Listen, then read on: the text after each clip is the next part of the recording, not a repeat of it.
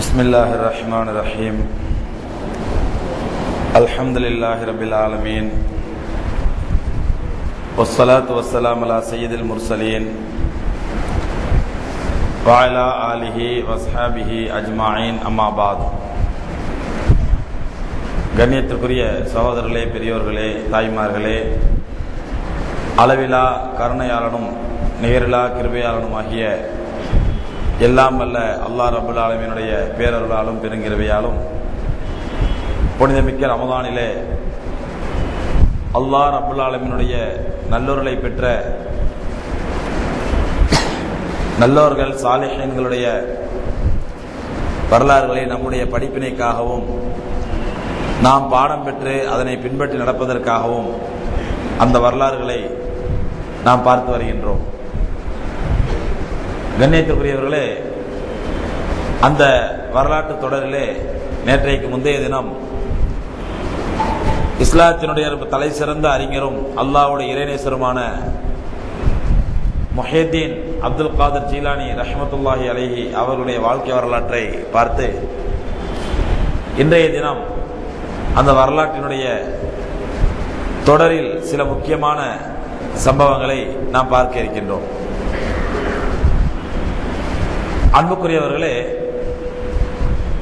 முஹியத்தீன் அப்துல் காதர் ஜீலானி ரஹ்மத்துல்லாஹி அலைஹி அவர்கள் சுமார் 73 ஆண்டுகள் பகதாதிலே வாழ்ந்ததாக நான் முன்பு சொன்னேன். இந்த 73 ஆண்டுகளிலே சுமார் 3 அல்லது 4 ஹலீஃபாக்களை அவர்கள் பார்த்திருக்கின்றார்கள். ஹலீஃபாக்கள் மாறி மாறி வருவதும் ஆட்சிகள் மாறுவதும் இப்படி நடந்து கொண்டிருந்தன. முஹியத்தீன் அப்துல் காதர் ஜீலானி ரஹ்மத்துல்லாஹி அலைஹி தங்களுடைய தர்பியத் பணியிலும் மக்களை நேர்வழிப்படுத்தி மக்களை அல்லாஹ்வின் பக்கம் சிந்தனை ஏற்படுத்தக்கூடிய அந்த உன்னதமான பணியிலும் தங்களை ஈடுபடுத்தி கொண்டிருந்தார்கள். இந்த நிலையிலே பகதாதிலே ஒரு சம்பவம் ஏற்படுகின்றது. ஒரு அசம்பாவிதம் என்னவென்றால், பகதாதினுடைய கலீஃபாவாக இருந்தவர் அல் முஸ்தர்ஷித். இந்த முஸ்தர்ஷித் யார் என்றால், இவர் அப்பாசியா ஹலீஃபாக்களிலே மிகவும் ஒரு தலை சிறந்த ஹலீஃபாவாகவும் மக்களுடைய பேராதரவையும் பெரிய நன்மதிப்பையும் பெற்ற ஹலீஃபாவாகவும் திகழ்ந்தார். அதனால் மக்கள் இந்த ஹலீஃபா முஸ்தர்ஷித் மேலே அளப்பரிய பாசமும் அன்பும் வைத்திருந்தார்கள். மக்களுடைய பிரியத்திற்கு பாத்தியதையான இந்த முஸ்தர்ஷித் ஹலீஃபாவுக்கும் சல்ஜூகி மன்னர்கள், சுல்தானி சல்ஜூகி என்று சொல்லக்கூடிய ஒரு மன்னர், அந்த சல்ஜூகி மன்னருக்கும் இடையிலே அடிக்கடி போர் நடக்கின்றது. அந்த சல்ஜூகி மன்னர்களுக்கும் இந்த ஹலீஃபா முஸ்தர்ஷிதுக்கும் நடந்த பல்வேறு போர்களிலே முஸ்தர்ஷித் அவர்கள் மிகப்பெரிய வெற்றியை பெறுகின்றார்கள். மக்கள் அவர் மீது, முஸ்தர்ஷித் ஹலீஃபா மீது அளப்பரிய பாசமும் அன்பும் பிரியமும் வைத்திருக்கின்றார்கள். இந்த சூழ்நிலையில் ஹலீஃபா முஸ்தர்ஷிதுக்கும் சல்ஜூகிக்கும் நடந்த ஒரு போரிலே, பக்தாதில் நடந்த போரில் மன்னர் முஸ்தர்ஷித் தோல்வி அடைந்து சல்ஜூகி மன்னர் வெற்றி பெறுகின்றார்.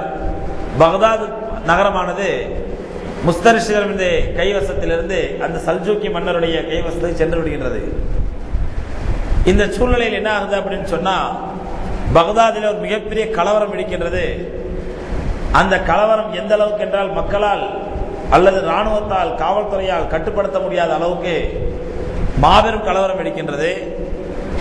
மக்கள் அந்த முஸ்தர்ஷித் மீது கொண்ட அளப்பரிய பாசத்தின் காரணமாக, பிரியத்தின் காரணமாக, தங்களுடைய மன்னர் தோற்கடிக்கப்பட்டு விட்டார், அவர் கைதியாக பிடிக்கப்பட்டு விட்டார் என்றவுடன் மக்களால் அந்த சோக செய்தியை தாங்க முடியாமல் கையில் கிடைத்ததெல்லாம் எடுத்து பார்ப்பதையெல்லாம் அடிக்கின்றார்கள். எந்த அளவுக்கு என்றால், பள்ளிவாசல்களை புறந்து மெஹராபுகளையும் மெம்பர்களையும் உடைத்தெறிகின்றார்கள் முஸ்லிம்கள். முஸ்லிம் பெண்கள் அந்த சோகத்தை தாங்க முடியாமல் தலைவிரி கோலத்தோடு தங்களுடைய புர்காவை எல்லாம் தூக்கி அறிந்துவிட்டு தலைவிரி கோலத்தோடு ஓலமிட்டவாறு தங்களுடைய வீதிகளில் நடமாட ஆரம்பிக்கின்றார்கள். இந்த சூழ்நிலையிலே பார்த்து இதெல்லாம் ஹஜ்ரத் முஹியத்தீன் அப்துல் காதர் ஜீலானி ரஹ்மத்துல்லாஹி அலைஹி அவருடைய கண்ணெதிரிலே இந்த அனாச்சாரங்கள் அரங்கேறுகின்றன. இதை பார்த்து முஹியத்தீன் அப்துல் காதர் ஜீலானி ரஹ்மத்துல்லாஹி அலைஹி அவர்கள் கடுமையான மனவேதனைப்பட்டு உடனடியாக அந்த மன்னர் சல்ஜூகி மன்னரை தொடர்பு கொண்டு, நீ வெற்றி பெற்றதெல்லாம் சரிதான், ஆனால் அதற்காக மக்களுடைய அளப்பரிய பாசத்தை பெற்ற ஹலீஃபா முஸ்தர்ஷிதை கைது செய்து அவருடைய சொத்துக்களை எல்லாம் சூறையாடி அவரை தூக்கிலிடப் போகிறேன் என்று அறிவித்தது மிகப்பெரிய தவறு, அவ்வாறு நீ செய்யக்கூடாது என்று அவர்கள் தலையிட்ட அந்த சல்ஜூக்கிய மன்னரிடத்திலிருந்து ஹலீஃபா முஸ்தர்ஷிதை விடுவித்தது மட்டுமல்லாமல் முஸ்லிம் மக்களுக்கு இருந்த அந்த சந்தேகத்தையும் அச்சத்தையும் போக்கி மக்களுக்கு முன்னால் முஸ்தர்ஷித் ஹலீஃபாவை கொண்டு வந்தார்கள். கொண்டு வந்தது மட்டுமல்ல, அந்த சல்ஜூக்கி மன்னர் செய்த அட்டகாசத்துக்கு எல்லாம் தடை போட்டு, சல்ஜூக்கி மன்னர் செய்த அநியாயத்திற்கெல்லாம் எல்லாத்துக்கும் ஒரு கண்ட்ரோல் பண்ணி, அதற்கு முஹிதீன் அப்துல் காதர் ஜீலானி ரஹ்மத்துல்லாஹி அவர்கள் ஒரு மிகப்பெரிய ரோல் செய்து அந்த கலவரத்தையும் அந்த பிரச்சனையும் கொண்டு வந்து மக்களுக்கு மத்தியிலே உபதேசம் செய்து, நல்லுபதேசம், அல்லாஹ்வை பற்றி ஆகிரத்தை பற்றி செய்திகள் எல்லாம் சொல்லி அந்த ஒரு மிகப்பெரிய பிரச்சனையை, பக்தாதில் நடந்த பிரச்சனையை முஹிதீன் அப்துல் காதர் ஜீலானி ரஹ்மத்துல்லாஹி அவர்கள் கட்டுப்படுத்தினார்கள். இப்படி அவர்களுடைய பயானுகளுக்கும் அவர்களுடைய உபதேசங்களுக்கும் மக்களுடைய ஈர்ப்பு எப்படி இருந்தது என்றால், முஹிதீன் அப்துல் காதர் ஜீலானி ரஹ்மத்துல்லாஹி மிகப்பெரிய வேதனை ஏற்பட்டது. நாம் இவ்வளவு பிரசங்கம் செய்தும், இவ்வளவு மக்களுக்கு நல்ல விஷயங்களை எடுத்து சொல்லியும், ஒரு பிரச்சனை என்று வரும்பொழுது மக்கள் தங்களுடைய சுய சிந்தனையை, சுய அறிவை இழந்து ஷைத்தானுடைய சூழ்நிலைக்கு தான் ஆட்பட்டு விடுகிறார்கள். இப்படிப்பட்ட தவறான காரியங்களெல்லாம் ஈடுபட்டு விடுகிறார்களே என்று முஹிதீன் அப்துல் காதர் ஜீலானி ரஹ்மத்துல்லாஹி அவர்கள் கடுமையான வேதனைப்படுகின்றார்கள். அப்பொழுதுதான் தங்களுடைய சகாக்களுக்கு அவர்கள் பிரசங்கம் செய்யும்போது சொல்கிறார்கள், லா இலாஹ இல்லல்லாஹ்வுடைய ஏகத்துவ கலிமாவினுடைய மகத்துவத்தை மக்களுக்கு சொல்றாங்க. அதாவது நீங்க லா இலாஹ இல்லல்லாஹ், லா இலாஹ இல்லல்லாஹ் என்று திக்ர் செய்வதனாலேயோ அல்லது லா இலாஹ இல்லல்லாஹ் பற்றி மணிக்கணக்கில் பயான் செய்வதனாலேயோ அதனால எந்த பிரயோஜனம் கிடையாது. அந்த லா இலாஹ இல்லல்லாஹ்வுடைய அல்லாஹ்வுடைய ஏகத்துவத்தினுடைய தௌஹீதினுடைய அர்த்தத்தை விளங்கி, அந்த அல்லாஹ் ரப்பல் ஆலமீன் எப்படிப்பட்டவன் என்ற அந்த சக்தியை உணர்ந்து உங்களுடைய உள்ளத்தில் அந்த சக்தியை கொண்டு வந்தால்தான் நீங்கள் உண்மையான லா இலாஹ இல்லல்லாஹ்வை விளங்கியவர்களாக ஆவீர்கள் அப்படின்னு சொல்லிட்டு, இந்த முஸ்தர்ஷித் மன்னர் கைது செய்யப்பட்ட பொழுது நடந்த சம்பவத்தை மக்கள்கிட்ட எடுத்து சொல்றாங்க. எடுத்து சொல்லும் போது முஹிதீன் அப்துல் காதர் ஜீலானி ரஹ்மத்துல்லாஹி ஒரு உதாரணம் சொல்றாங்க. என்ன உதாரணம் சொன்னா, ஒரு மனிதன், ஒரு நல்ல மனிதன் ஒரு கிளி வளர்க்கின்றான். அந்த கிளியை அந்த மனுஷன் என்ன பண்றாருன்னு சொன்னா, இவர் நல்ல இறையச்சம் உள்ளவர், இவர் காலையிலும் மாலையிலும் தொழுது விட்டு முஸல்லாவிலே உட்கார்ந்து லா இலாஹ இல்லல்லாஹ், லா இலாஹ இல்லல்லாஹ் என்று திக்ர் செய்வதை பார்த்து அந்த கிளியும் கொஞ்ச நாட்களில் லா இலாஹ இல்லல்லாஹ் என்று திக்ர் செய்ய கற்றுக்கொண்டது. அதுவும் கொஞ்ச நாள் லா இலாஹ இல்லல்லாஹ், லா இலாஹ இல்லல்லாஹ் என்று திக்ர் செய்ய ஆரம்பித்தது. இதை பார்த்து அந்த நல்லடியார் ரொம்ப சந்தோஷப்படுவார். மாஷா அல்லாஹ், நம்ம திக்ர் செய்யறதை பார்த்து இந்த கிளியை லா இலாஹ இல்லல்லாஹ் என்று சொல்ல ஆரம்பித்து விட்டது அப்படின்ட்டு. சில சமயங்கள் என்ன ஆகுதுன்னா, அசருக்கு பிறகு இவர் தொழுது விட்டு முஸல்லாவில் உட்கார்ந்து இருப்பார். அந்த கிளி இவருடைய வீட்டு கூரை மேலே உட்கார்ந்து கொண்டு லா இலாஹ இல்லல்லாஹ், லா இலாஹ இல்லல்லாஹ், லா இலாஹ இல்லல்லாஹ் என்று திக்ர் செய்து கொண்டிருக்கும். இப்படி வளமையாக ஒரு நாள் செய்து கொண்டிருக்கும் பொழுது அந்த கிளிக்கு பின்னால் இருந்து ஒரு பூனை வந்து அந்த கிளிக்கு தெரியாமல் அப்படியே நடுங்கி, அதாவது பதுங்கி பதுங்கி வந்து அந்த கிளியை திடீரென்று பின்னால் இருந்து பிடிக்கின்றது.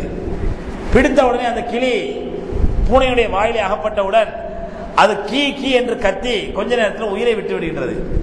இதை பார்த்தவுடன் அந்த நல்லடியாருக்கு புத்தி வருகிறது என்னவென்றால், கிளி என்னதான் லா இலாஹ இல்லல்லாஹ், லா இலாஹ இல்லல்லாஹ் என்று சொல்லிக் கொண்டிருந்தாலும் கூட அதற்கென்று ஒரு இயற்கையான மரணம் வரும் பொழுதோ, அந்த பூனை கவும் பொழுதோ, அந்த மரணத்தின் தருவாயிலே அது லா இலாஹ இல்லல்லாஹ் என்ற வார்த்தை வராமல் அதனுடைய இயற்கையான கீ கீ என்ற சப்தம் தானே வந்தது.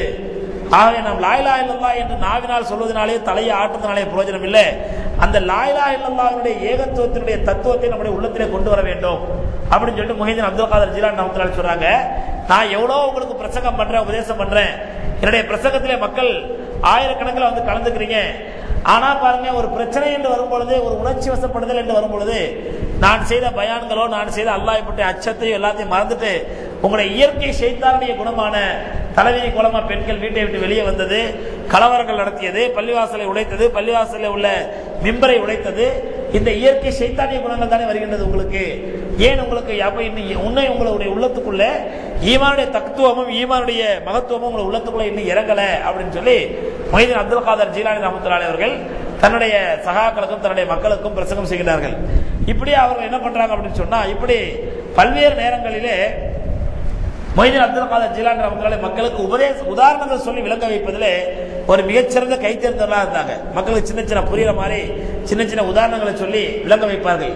இதுக்கு சொல்லுவாங்க, அல்லாஹ் குர்ஆன்ல பல இடங்களிலே மக்களுக்கு உதாரணங்கள் சொல்லிதான் விளங்க வைக்கின்றான். எம்பெருமானார் ஸல்லல்லாஹு அலைஹி வஸல்லம் அவர்களும் தன்னுடைய ஹதீஸ்களிலே, தன்னுடைய பிரசங்கங்களிலே மக்களுக்கு உதாரணம் சொல்லிதான் விளங்க வைக்கிறார்கள். ஆகவே நானும் என்னுடைய பயானிலே பிரசங்கத்திலே உங்களுக்கு அதிகமான உதாரணங்கள் சொல்கிறேன்னு சொல்லி சில சமயங்கள் அல்லாஹ் சொல்ற உதாரணத்தையும் அல்லாஹ் ரசூல் ஸல்லல்லாஹு அலைஹி சொல்ற உதாரணத்தையும் மொய்தீன் அப்துல் காதர் ஜீலானி ரஹ்மத்துல்லாஹி அவர்கள் கோட் பண்ணி காட்டுவாங்க.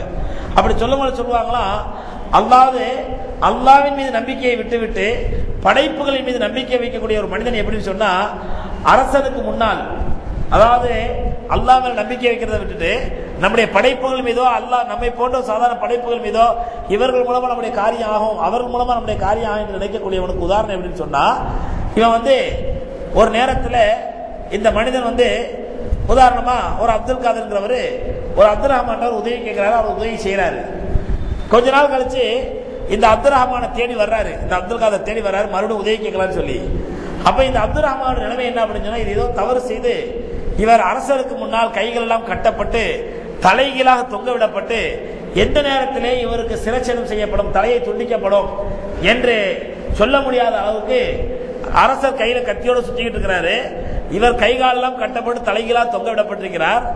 எந்த நேரத்தில் அரசர் கையில் உள்ள கத்தித்தரடைய தலையை செய்யும் தெரியல. இந்த நேரத்தில் தொங்கிக்கிட்டு இருக்கும் பொழுது இந்த இத்தகைய நிலையில் இருக்கக்கூடிய அப்துல் ரஹ்மான் இடத்துல போய் அந்த அப்துல் காதர் மறுபடியும் உதவி கேட்கிறார். அப்துல் ரஹ்மான் பாய், எனக்கு ஞாபகம் இருக்கா, நான் 3 வருஷத்துக்கு முன்னாடி ஒரு சின்ன ஹெல்ப் பண்ணீங்க, எனக்கு நீங்க அறிமுகம் இருக்கா, நான் இப்ப எனக்கு ஒரு உதவி கேட்டு வந்திருக்கிறேன், எனக்கு உதவி செய்யுங்கன்னு சொன்னா அந்த அப்துல் ரஹ்மான் என்ன சொல்லுவாரு, அட போடா உதவி, என் உயிரை எந்த நேரத்தில் போன தள்ளாடிட்டு இருக்கிறேன், இப்ப என்கிட்ட உதவி கேட்கிறியா நீ அப்படின்னு சொல்லி என்ன பண்ணாரு, திட்டி விட்டுருவாரு. அதாவது அந்த அப்துல் ரஹ்மானுடைய நிலையில் தான் உலகத்தில் உள்ள எல்லா படைப்புகளுமே இருக்கின்றன. அப்துல் ரஹ்மான் நிலைமையில் தான் உலகத்தில் உள்ள எல்லா படைப்புகளுமே இருக்கின்றன. எல்லா படைப்புகளுமே அல்லாஹ்வுக்கு முன்னால் கை கால்கள் கட்டப்பட்டு தலைகீழாக தொங்கப்பட்டு எந்த நேரத்திலே தங்களுடைய உயிர் பிரியுமோ அல்லது எந்த நேரத்தில் தலை சீவப்படுமோ என்று அச்சத்தோடும் பயத்தோடும் வாழ்ந்து கொண்டிருக்கூடிய ஒரு சூழ்நிலையில் தான் உலகத்தில் எல்லா படைப்புகளுமே இருக்கின்றன. ஆகவே படைப்புகளிடத்தில் உதவி செய்யக்கூடிய துடை தரக்கூடியவன் இந்த பைத்தியக்கார அப்துல் காதரை போட்டுத்தான் இருப்பான் என்று மொய்தீன் அப்துல் காதர் ஜீலானி ரஹ்மத்துல்லாஹி அவர்கள் படைப்பினங்களிடத்தில் எந்த காரணத்துக்கும் உதவி கேட்கக்கூடாது, படைப்பினங்களிடத்தில் கையேந்தக்கூடாது, எந்த நிலையா இருந்தாலும் எந்த சூழ்நிலையா இருந்தாலும் முதல்ல படைத்த ரப்புல் ஆலமீன் மேலதான் அந்த நம்பிக்கை வரணும் அப்படின்னு சொல்லி தங்களுடைய பயான்களை மொய்தீன் அப்துல் காதர் ஜீலானி ரஹ்மத்துல்லாஹி உதாரணம் சொல்லுவாங்களாம். இன்னொரு உதாரணம் சொல்றாங்க, இது ரசூலுல்லாஹி ஸல்லல்லாஹு அலைஹி வஸல்லம் சொன்ன உதாரணம். இதை இன்னும் கொஞ்சம் அழகா எவாபரேட் பண்ணி அவங்க சொல்றாங்க மொய்தீன் அப்துல் காதர் ஜீலானி ரஹ்மத்துல்லாஹி. ஒருத்தன் என்ன ஆகுறான்னு சொன்னா, ரோட்ல போய்கிட்டு இருக்கிறான், அவனை ஒரு சிங்கம் துரத்துது, ஒரு சிங்கம் துரத்துது. சிங்கத்துக்கு பயந்து இவன் வேகமா ஓடிட்டு இருக்கான், அதாவது தன்னுடைய உயிரை காப்பாற்றிக் கொள்வதற்காக சிங்கத்துக்கு பயந்து வேகமா ஓடிக்கிட்டு இருக்கிறான். இந்த நேரத்தில் என்ன பண்றான்னு சொன்னா, அந்த சிங்கத்திலே தப்பிச்சு ஓடுறதுக்காண்டி ஓட போனவன் தெரியாம ஒரு கிணத்துக்குள்ள விழுந்துடுறான். ஒரு கிணத்துக்குள்ள விழுந்துடுறான். கிணத்துக்குள்ள விழுந்த உடனே அந்த கிணற்றில் தொங்கிக் கொண்டிருக்கக்கூடிய ஒரு கயிறு, ஒரு ஆலமரத்தினுடைய ஒரு விழுது தொங்கிக்கிட்டு இருக்குது. அந்த விழுது என்ன பண்றான், இவன் பிடிச்சிக்கிறான். பின்னாடி சிங்கம் துரத்திக்கிட்டு வருது. அந்த துரத்தக்கூடிய சிங்கத்துக்கு பயந்து தப்பிச்சு ஓடுறவன் தவறி போய் கிணத்துக்குள்ள விழுந்துடுறான். கிணத்துக்குள்ள விழுந்த உடனே கிணத்துல விழுந்தவன் அந்த ஆலமரத்தினுடைய விழுது என்ன பண்றான், கையில அப்படியே பிடிச்சிக்கிறான். பிடிச்சிக்கிட்டு இருக்கக்கூடிய நேரத்தில் கிணற்று கீழே பார்க்கறான், இவனுடைய கால் தொங்கிக்கிட்டு இருக்குது. அது கொஞ்சம் கீழே ஒரு பாம்பு ஒன்று, ஒரு விஷப்பாம்பு ஒன்று காலை நீட்டி நீட்டி இவனை கொத்துவதற்கு முயற்சி செய்து கொண்டிருக்கிறது. இவனுடைய காலுக்கு கீழே ஒரு விஷப்பாம்பு ஒன்று அந்த கிணற்றிலேயே இவனை தீண்டுவதற்காக முயற்சி பண்ணிக்கிட்டு இருக்குது. இந்த நேரத்தில் இவன் என்ன பண்றான்னு சொன்னா, அந்த ஆலமரத்தினுடைய விழுதை பிடிச்சு தொங்கிக்கிட்டு இருக்கிறான். மேல சிங்கம், கீழே விழுந்தா பாம்பு கொத்த போகுது, விஷப்பாம்பு கொத்த போகுது. இந்த நேரத்தில் 2 எலி குஞ்சுகள் அந்த ஆலமரத்தினுடைய விழுதை கத்தரிச்சுக்கிட்டு இருக்குது. எலி குஞ்சு ஆலமரத்தினுடைய விழுதை கொஞ்சம் கொஞ்சமா கடிச்சுக்கிட்டு இருக்குது. இந்த சூழ்நிலையில இருக்கக்கூடிய ஒரு மனிதன் அவன் இருக்கக்கூடிய அந்த கிணற்றுக்கு மேல உள்ள மரத்திலிருந்து ஒரு தேன் கூடு, அந்த தேன் கூட்டுல இருந்து ஒவ்வொரு சொட்டா தேன் ஒழுகினால் அந்த மனுஷன் அந்த நேரத்தில் அந்த தேனை ருசிச்சு நக்கி குடிப்பானா? தேன் கூட்ட தேன் ஒழுகிட்டு இருக்குது. இந்த தேனை ரசிச்சு குடிப்பான். அந்த நேரத்தில் அவன் அந்த தேனை கையில வாங்கி நக்கி குடிப்பானா? இங்கே மேலே சிங்கம் அவனை விரட்டிக்கிட்டு தயாராக கடிக்கிறதுக்கு அந்த சிங்கத்திலே தப்பிச்சு விழுந்தா கீழே விஷப்பாம்பு தீண்டிக்கிட்டு இருக்குது. எந்த நேரத்தில் கயிறு அறுந்து விழுமோ என்று தெரியல. இப்படிப்பட்ட சூழ்நிலையில எந்த ஒரு அறிவுள்ள மனிதனும் அந்த அற்பமான அந்த தேனை ருசிக்கவும் மாட்டான், ரசிக்கவும் மாட்டான். அது போன்றுதான் இந்த மனிதர்களை பொறுத்தவரையிலே கியாமத் ஒரு பக்கம் இவனை நெருக்கிக் கொண்டிருக்கின்றது, மரணம் ஒரு பக்கம் இவனை விரட்டி கொண்டிருக்கிறது, நரகம் ஒரு பக்கம் இவனை வரவேற்றுக் கொண்டிருக்கின்றது. இத்தகைய சூழ்நிலையிலே இந்த உலகத்துடைய இன்பம் என்பது அந்த சொட்டு விழக்கூடிய தேனை போன்று.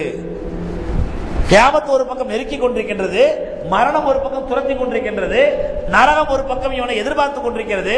இந்த நேரத்தில் எந்த ஒரு மனிதனுமே இத்தகைய சூழலில் இருக்கக்கூடிய மனிதன் இந்த உலகம் என்ற உலகத்தினுடைய இன்பம் என்ற அந்த தேனை ருசிப்பதிலோ ரசிப்பதிலோ ஆர்வம் காட்ட மாட்டான். ஒரு முஸ்லிமை பொறுத்தவர்களே எம்பெருமானார் ஸல்லல்லாஹு அலைஹி வஸல்லம் அவர்கள் சொன்னதை போன்று கியாமத் அவனை நெருங்கிக் கொண்டே இருக்கிறது. ரசூலுல்லாஹி ஸல்லல்லாஹு அலைஹி வஸல்லம் சொன்னாங்க, இர்தஹலத்தி துன்யா முதுபிரா வர்தஹலத்தில் ஆகிரத்து முகபிலா ஃபலிகுல்லி வாஹிதி மின்ஹுமல் பனூன் ஃபகூனு அப்னா அல் ஆகிரா வலா தகூனு அப்னா அத் துன்யா. ரசூலுல்லாஹ் சொன்னாங்க பாருங்க, இர்தஹலத்தி துன்யா முதுபிரா, உலகம் தன்னுடைய முதுகை காட்டி பயணித்துக் கொண்டிருக்கின்றது. இர்தஹலத்தி துன்யா முதுபிரா, உலகம் தன்னுடைய முதுகை காட்டி பயணித்துக் கொண்டிருக்கிறது. ஒருத்தகாலத்தில் ஆகிரத்து முகபிலா, மறுமையோ தன்னுடைய முகத்தை காட்டி முன்னோக்கி கொண்டிருக்கின்றது. உலகம் தன்னுடைய முதுகை காட்டி பின்னோக்கி சென்று கொண்டிருக்கிறது, திரும்பி கொண்டிருக்கின்றது. மறுமையானது தன்னுடைய முகத்தை காட்டிக் கொண்டு முன்னோக்கி கொண்டிருக்கின்றது.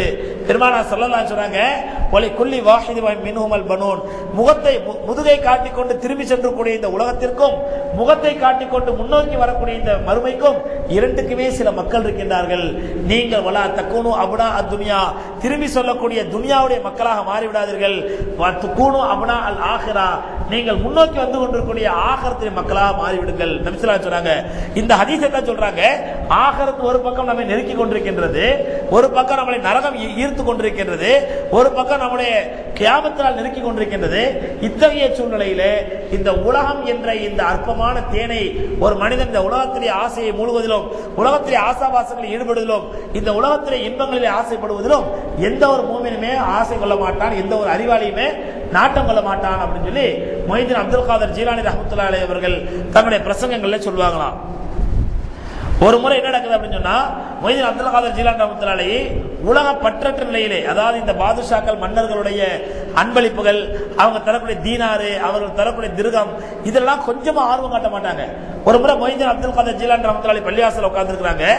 அப்போதைய அந்த பக்தாதுடைய கவர்னர் மொய்தீன் அப்துல் காதர் ஜீலானி ரஹ்மத்துல்லாஹி பார்க்க வர்றாங்க பள்ளிவாசலுக்கு.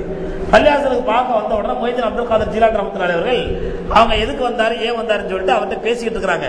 பேசி முடிச்சுட்டு கிளம்புனவர் என்ன பண்றாரு, ஒரு பை நிறைய தங்க காசுகளை அன்பளிப்பா கொடுக்குறாரு. கவர்னர் இல்லையா, மொய்தீன் அப்துல் காதர் ஜீலானி ரஹ்மத்துல்லாஹி பார்க்க வந்தவர் பை நிறைய தங்க காசுகளை அன்பளிப்பா கொடுத்து வாங்கிக்கங்க அப்படிங்கிறாரு. அப்ப மொய்தீன் அப்துல் காதர் ஜீலானி ரஹ்மத்துல்லாஹி சொல்றாங்க, இதை கொடுக்கறதுக்காண்டி தான் நீங்க வந்தீங்கன்னு முதல்ல தெரிஞ்சிருந்தா நான் இவ்வளவு நேரம் உட்காந்து பேசியிருக்க மாட்டேன் உங்கள்கிட்ட. ஏன்னா திக்ரு செய்யக்கூடிய நேரமும் நான் இபாதத் செய்யக்கூடிய நேரமும் வீணா போச்சு, அதனால தயவுசெய்து எடுத்துட்டு போங்க அப்படிங்கிறாங்க.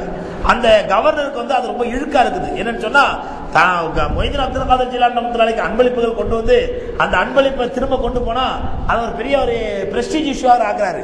இதை பெரிய இழுக்க நினைக்கிறாரு. இல்லை எப்படியா நீங்க வாங்கி ஆகணும் அப்படின்னு வற்புறுத்துறாரு. மொய்தீன் அப்துல் காதர் ஜீலானி ரஹ்மத்துல்லாஹி அவர்கள் வாங்க மாட்டேங்கிறதுல உறுதியா இருக்கிறாங்க, திருப்பி அனுப்பிடுறாங்க. அந்த கவர்னர் என்ன பண்ணிறாரு அப்படின்னு சொன்னா, பள்ளிவாசலை விட்டு வெளியே வந்தவர் அந்த தான் கையிலே கொண்டு வந்த அந்த தங்க காசுகளை அந்த பையன் என்ன பண்றாரு, அப்படியே அந்த பள்ளிவாசல் வாசல்லே வச்சிடறாரு. பள்ளிவாசல் வாசல்லையே வச்சிடறாரு. அவர் கோபத்தில் அப்படி தூக்கி போடும் பொழுது அந்த பை கிழிஞ்சி என்ன ஆகுதுன்னு சொன்னா அதோட தங்க காசுகள் கொஞ்சம் செதறிடுது, அப்படி செதறி கிடக்குது. கொஞ்ச நேரத்தில் மொய்தீன் அப்துல் காதர் ஜீலானி ரஹ்மத்துல்லாஹி அலைஹி பள்ளியை விட்டு வெளியே வர்றாங்க. வெளியே வந்தபோது தங்களுடைய காலில் அணியக்கூடிய அந்த மரக்கட்டை செருப்பு, அந்த செருப்பை தேடுறாங்க, செருப்பை காணோம். காலில் அணியக்கூடிய செருப்பை பார்க்கறாங்க, செருப்பை காணோம். அப்ப தன்னுடைய அவங்களுடைய மாணவர்கள் என்ன பண்றாங்க, வேகமாக தேடுறாங்க, செருப்பை காணோம். அப்ப மொய்தீன் அப்துல் காதர் ஜீலானி ரஹ்மத்துல்லாஹி சொல்றாங்க, நான் இந்த இடத்துல தான் போட்டேன், அந்த இடத்துல இருக்குதான்னு பாருங்கன்றாங்க. அந்த இடம் வந்து அந்த மன்னர் தங்க காசுகள் வச்சுட்டு போனாரு பாருங்க, அந்த இடம். அப்ப அவங்களுடைய மாணவர் ஒருத்தர் வந்து என்ன பண்றாரு, அந்த தங்க காசுகளுடைய பைய காலால தள்ளுறாரு. அதுக்கு கீழே மொய்தீன் அப்துல் காதர் ஜீலானி ரஹ்மத்துல்லாஹி செருப்பு இருக்குது. அப்ப மொய்தீன் அப்துல் காதர் ஜீலானி ரஹ்மத்துல்லாஹி சொல்றாங்க, பாருங்க உலகத்தை நாம் எட்டி உதைத்தால் அந்த உலகத்துடைய நிலைமையை பாருங்க, அது எங்க வந்து கிடக்குதுன்னு சொல்லி. உலகத்தினுடைய செல்வத்தை நாம் வேண்டாம் என்று உதறி தள்ளினால் அந்த உலகத்தினுடைய செல்வம் எங்க வந்து கிடக்குது பாருங்க, என்னுடைய செருப்புக்கு கீழே வந்து கிடக்குது. அது இதுதான் இந்த உலகத்தின் நிலைமை. இந்த உலகத்தை நாம் தேடி தேடி வேணும் வேணும் ஹவானம்ஸ் அடைஞ்சு இன்னும் எனக்கு துனியா வேணும் என்று ஆர்வப்பட்டால் இந்த உலகம் உங்க தலைக்கு மேலே உட்கார்ந்து உங்களை ஆட்டிக்கிட்டு இருக்கோம். இந்த உலகத்தை வேண்டாம் என்று நீங்கள் எட்டி உதைத்தால் இது உங்களுடைய காலில் இருந்து விழுந்து கிடக்கும் அப்படின்னு சொல்லி மொய்தீன் அப்துல் காதர் ஜீலானி ரஹ்மத்துல்லாஹி அந்த நேரத்தினுடைய மாணவர்களுக்கு உபதேசம் பண்றாங்க. இதே சகோதரர்களே, உத்தம சஹாபாக்களுடைய வாழ்க்கையில நம்ம பார்க்கலாம். அவங்க உலகத்துடைய செல்வங்கள் உலகத்திலே ஆசாபாசங்களையும் எட்டி உதைத்தார்கள். அவருடைய காலில் வந்து குவிந்தது உத்தம சஹாபாக்களுடைய வாழ்க்கையில. இதே அதற்கு மொய்தீன் அப்துல் காதர் ஜீலானி ரஹ்மத்துல்லாஹி அவர்கள் அடிக்கடி என்ன பண்ணுவாங்க, தங்களுடைய மாணவர்களுக்கும் தங்களுடைய பயான் கேட்கக்கூடிய மக்களுக்கும் உபதேசம் பண்ணுவாங்க. அதே நேரத்தில் வெறும் உபதேசத்தோட திக்ரோட இபாதத்தோட எக்கடா கெட்டு போட்டு சொல்லி மொஹிதீன் அப்துல் காதர் ஜிலானி தன்னுடைய பள்ளிவாசல் உட்கார்ந்தல மாறா மக்களுடைய எந்த பிரச்சனையாக இருந்தாலும் அதிலே ஈடுபடுவார்கள். அதாவது உண்மையான சீர்திருத்தவாதி வெறும் நான் உண்டு, என் இபாதத்து உண்டு, என் தொழுகை உண்டு, நான் மற்றவங்களை பத்தி எனக்கு கவலை இல்லைன்னு சொல்லி போயிடுவான். அப்படியே தலை குனிஞ்சு போறவங்க ஒரு உண்மையான முஸ்லீமாக உண்மையான சீர்திருத்தவாதியா இருக்க முடியாது. முஸ்லீம்கள் சம்பந்தப்பட்ட எந்த பிரச்சனையா இருந்தாலும் அதில் தான் ஈடுபட வேண்டும். அப்படி ஈடுபடுவதனால் தனக்கு எந்த விதமான பாதிப்புகள் ஏற்பட்டாலும் அந்த பாதிப்புகளை நிவர்த்தி செய்வதற்கு அல்லாஹ் போதுமான நம்பிக்கையோடு அந்த பிரச்சனை ஈடுபடக்கூடியவன் தான் உண்மையான முஸ்லீமா இருக்க முடியும். இதுதான் பெருமானார் ஸல்லல்லாஹு அலைஹி வஸல்லம் சொல்றாங்க, மன் தவல்லா அன் உமூரில் முஸ்லிமீன ஃபலைஸ மின்னா.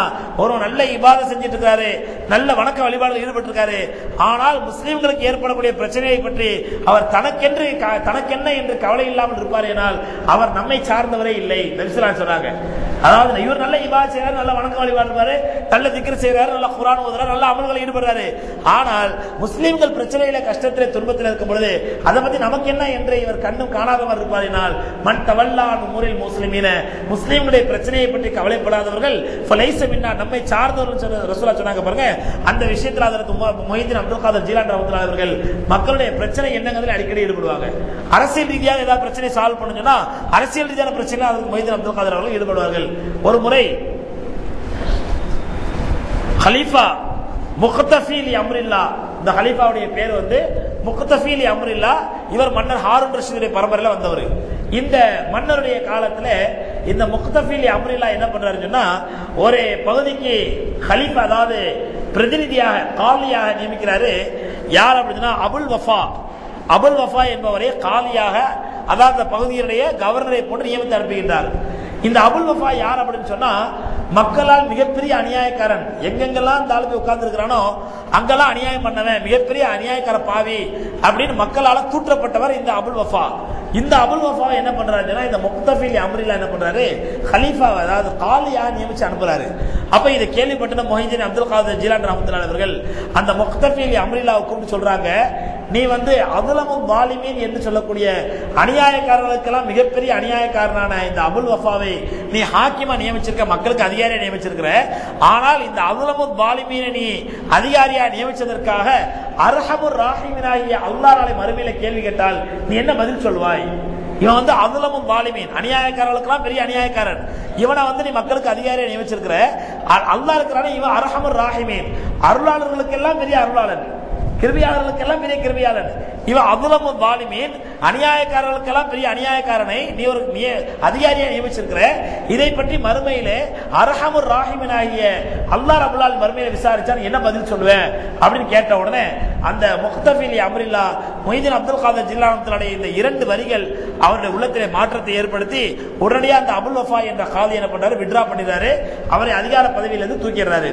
இப்படி மொஹிதீன் அப்துல் காதர் ஜிலானி ரஹ்மத்துல்லாஹி அவர்கள் மக்களுடைய பிரச்சனைகளிலும் மக்களுடைய அரசியல் பிரச்சனைகளும் தலையிட்டு அதையும் தீர்த்து வைக்கிறதிலே மிகப்பெரிய பொறுப்பை மொஹிதீன் அப்துல் காதர் ஜிலானி ரஹ்மத்துல்லாஹி அவர்கள் நிறைவேற்றி வந்தார்கள். அவர்களுடைய பிரசங்கங்கள், அவர்களுடைய ஹுத்பாக்கள், அவர்களுடைய பயான்கள்லாம் அவங்களுடைய சொந்த கிதாபான அல் ஃபத்ஹுல் கைப் என்று சொல்லக்கூடிய கிதாபிலோ, அல் ஃபுதூஹுல் கைப் என்று சொல்லக்கூடிய கிதாபிலோ, ஃபத்ஹுர் ரப்பானி என்று சொல்லக்கூடிய இரண்டு கிதாபுகளிலும் அவங்களுடைய மொத்த உபதேசங்கள் காண கிடைக்குது.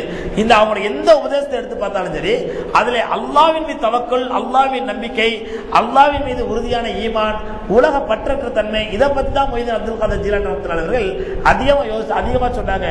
எந்த அளவுக்கு சொன்னா, ஒரு முறை ஃபத்ஹுர் ரப்பானி என்ற கிதாபில மொஹிதீன் அப்துல் காதர் ஜிலானி ரஹ்மத்துல்லாஹி எழுதுறாங்க, மக்கள் என்னை சில பார்த்து நீங்கள் சஹாபாக்கள் காலத்தில் பிறந்திருக்க வேண்டும் சொல்கிறார்கள். இவங்களை பார்த்து என்ன சொல்றாங்களா, இவங்களுடைய அந்த பயானு, பிரசங்கம், தவக்குல், தக்வா இதெல்லாம் பார்த்துட்டு நீங்க சஹாபாக்கள் காலத்தில் பிறக்க வேண்டியவர்கள் அப்படின்னு சொல்றாங்க.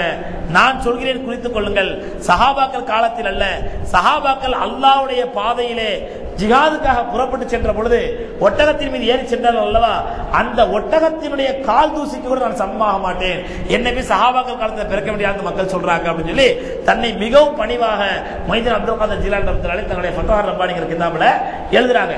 இப்படி எல்லா காலகட்டத்திலும் எல்லா விஷயத்திலும் அல்லாஹ்வின் மீதும் அல்லாஹ்வுடைய குதிரத்தின் மீதும் வல்லமையின் மீதும் தவக்குல் வைக்கும்படி உபதேசம் செய்த மொஹிதீன் அப்துல் காதர் ஜிலானி ரஹ்மத்துல்லாஹி பிற்காலத்தில் எப்படி ஆயிடுது அப்படின்னு சொன்னா, அவர்களையே அல்லாஹ் என்றோ அல்லது அவர்களையே அல்லாஹ்வுடைய ஸ்தானத்துக்கு கொண்டு போய் எந்த அளவுக்கு சொன்னா நம்ம கிராமங்கள்ல பார்க்கலாம். நான் சொன்ன ஏற்கனவே சின்ன பிள்ளைங்க ஏதாவது கீழே வந்து யா முஹிதீனே அப்படின்னு சொல்லி பெண்கள் சொல்ற அளவுக்கு, அதாவது யா அல்லாஹ் என்று அந்த அதாவது ஒரு கஷ்டம் சொன்னா யாரை அழைக்கணுங்க? ஒரு பிரச்சனை சொன்னா அல்லாஹ்வை அழைக்கணும்.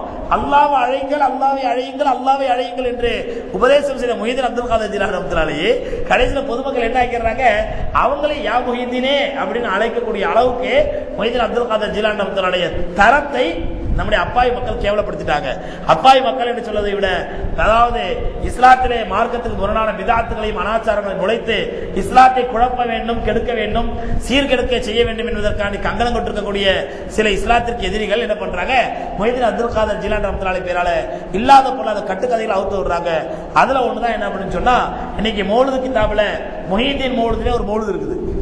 முஹிதீன் மௌலிதுனே ரபியுல் அவ்வல்ல ரசூலுல்லாஹ்வுடைய மௌலிது ஓதுவாங்கடா, ரபியுல் ஆகிரில முஹிதீன் அப்துல் காதர் ஜிலானி மௌலிது ஓதுவாங்க. அது பாரவினா இது கியாரவி. அது பாரவினா ரசூலுல்லாஹ்வுடைய மௌலிது பாரவி, அதாவது 12வது நாள். ரசூலுல்லாஹ் ரபியுல் 12 நாள் பிறந்தாங்க, அதனால அது பாரவி.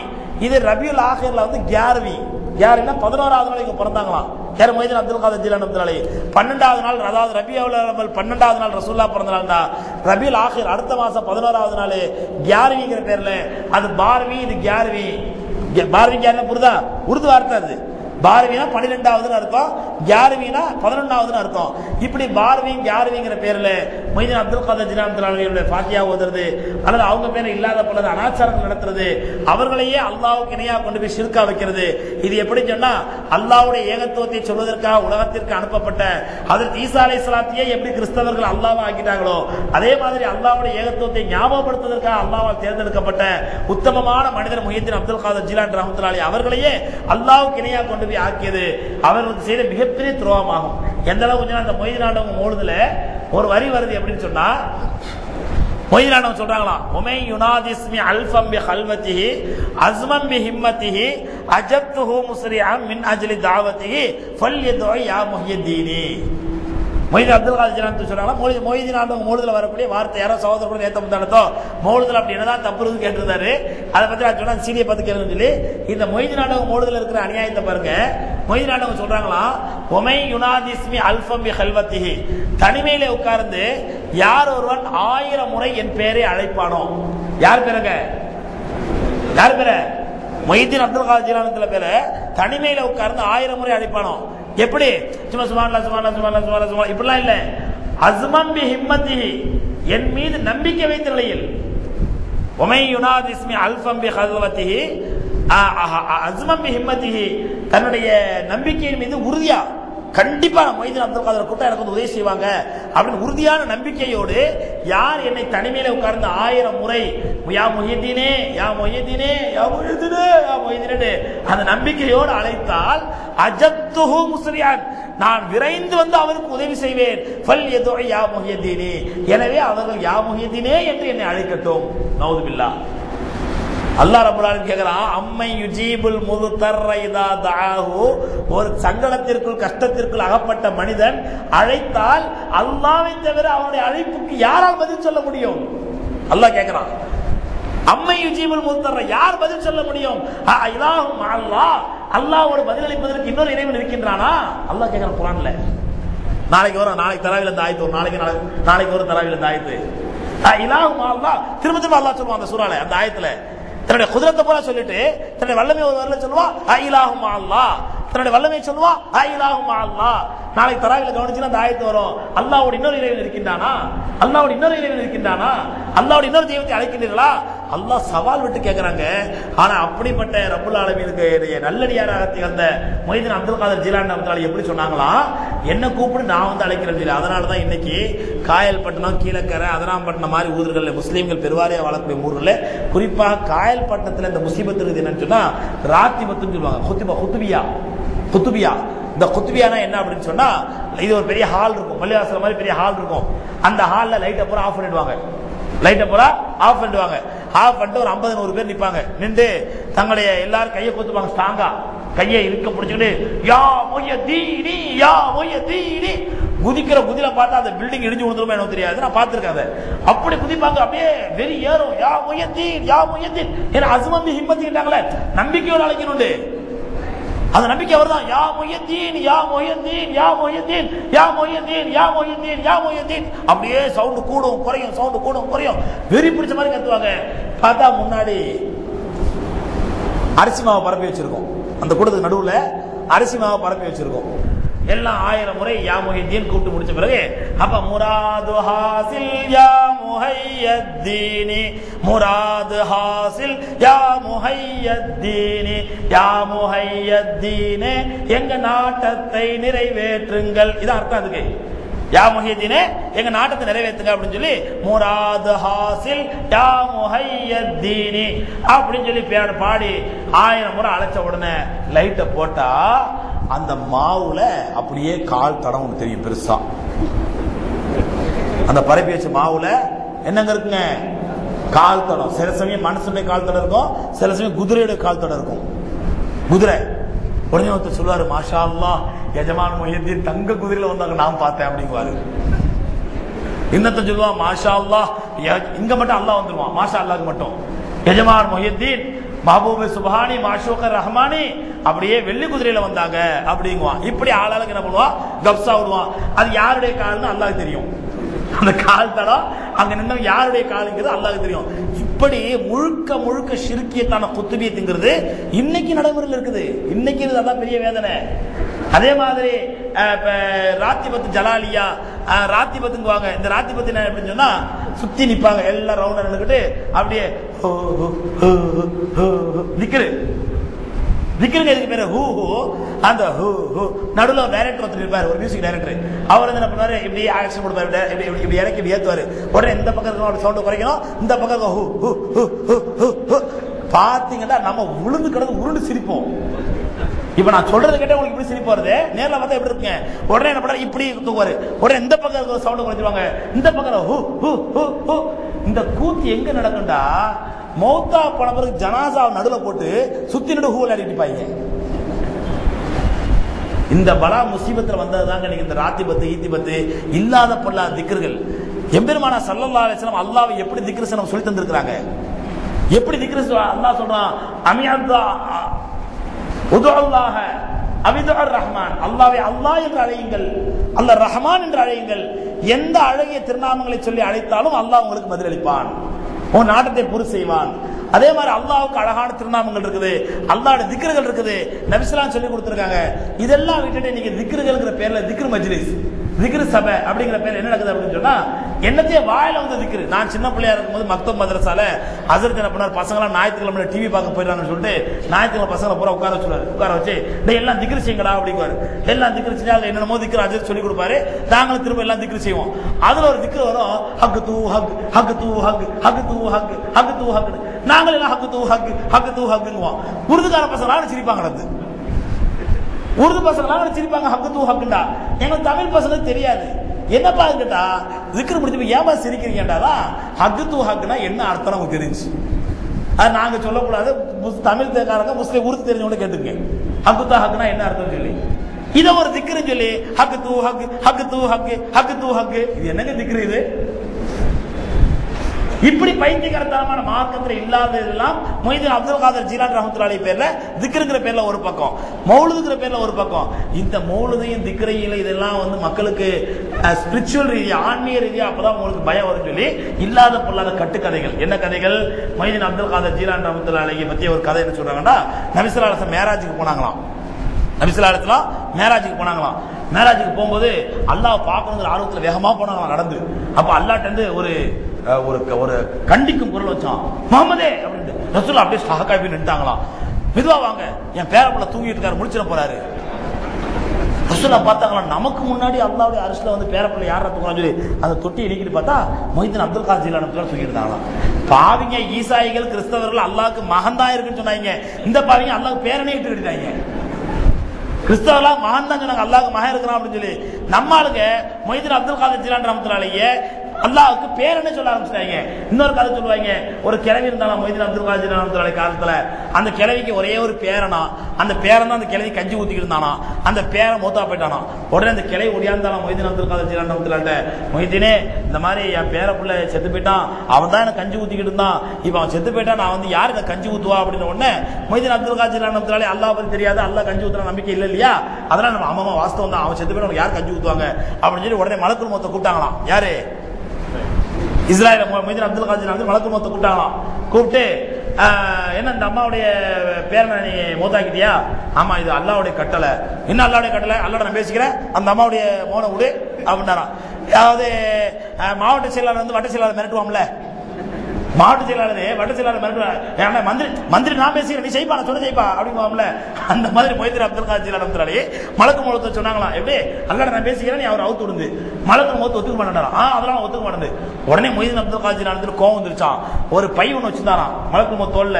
அந்த பையில தான் அன்னைக்கு பிடிச்ச எல்லா உயிரையும் போட்டு வச்சிருந்தாராம். உடனே அந்த பையை பிடிங்கி அப்படி கவுத்து விட்டாராம். பாருங்க, அன்னைக்கு மௌத்தான எல்லா உயிருமே பொழைச்சி எழுந்திருச்சான். இப்படி ஒரு கட்டுக்கதை. சகோதரர்களே, இந்த மாதிரி அசிங்கங்களும் இப்படிப்பட்ட அனாச்சாரங்களையும் சொல்லி மொய்தீன் அப்துல் காதர் ஜீலானி ரஹ்மத்துல்லாஹி அவர்களை கேவலப்படுத்துறதுக்குனே ஒரு கூட்டம் இருக்கு, பரேலவி கூட்டம், கோமாளி கூட்டம். நம்ம இதெல்லாம் பாவிலாம் இல்லடா, மொய்தீன் அப்துல் காதர் ஜீலானி ரொம்ப உயர்ந்தவங்கடா, அவங்க அல்லாஹ்வுடைய தௌஹீதையும் அல்லாஹ்வுடைய ஏகத்துவத்தையும் அல்லாஹ்வுடைய மேல வைக்கக்கூடிய தவக்குலையும் அல்லாஹ் மேல நம்பிக்கை தான் மக்களுக்கு போதிச்சாங்கடா. நீ வஹாபி, மொய்தீன் உங்களுக்கு எதிரானவன் நீ. ஆகவே கண்ணியத்துக்குரியவர்களே, இங்கே நம்ம அவங்க சம்பவத்தில் ஃபத்ஹுர் ரப்பானிலே மொய்தீன் அப்துல் காதர் ஜீலானி ரஹ்மத்துல்லாஹி ஒரு அழகான சம்பவத்தை சொல்றாங்க. தனக்கு அல்லாஹ்வின் நம்பிக்கை எப்படி ஏற்பட்டுச்சுன்னு சொல்லி, குறிப்பா தாய்மார்கள் கவனிக்க வேண்டிய விஷயம், தனக்கு அல்லாஹ் மேல எப்படி நம்பிக்கை வந்துச்சுன்னு சொல்றாங்க. நான் சிறு வயதாக இருக்கும் பொழுது, மொய்தீன் அப்துல் காதர் ஜீலானி ரஹ்மத்துல்லாஹி எழுதுறாங்க, நான் சிறு வயதாக இருக்கும் பொழுது எனக்கு விவரம் தெரிய ஆரம்பிக்கிற பருவம், எனக்கு விவரம் தெரிய ஆரம்பிக்கிற பருவம். அந்த பருவத்திலே நான் என்ன பண்ணுவேன்டா, எங்க அம்மாட்ட, அம்மா எனக்கு சாப்பாடு தான்னு கேட்பேன்.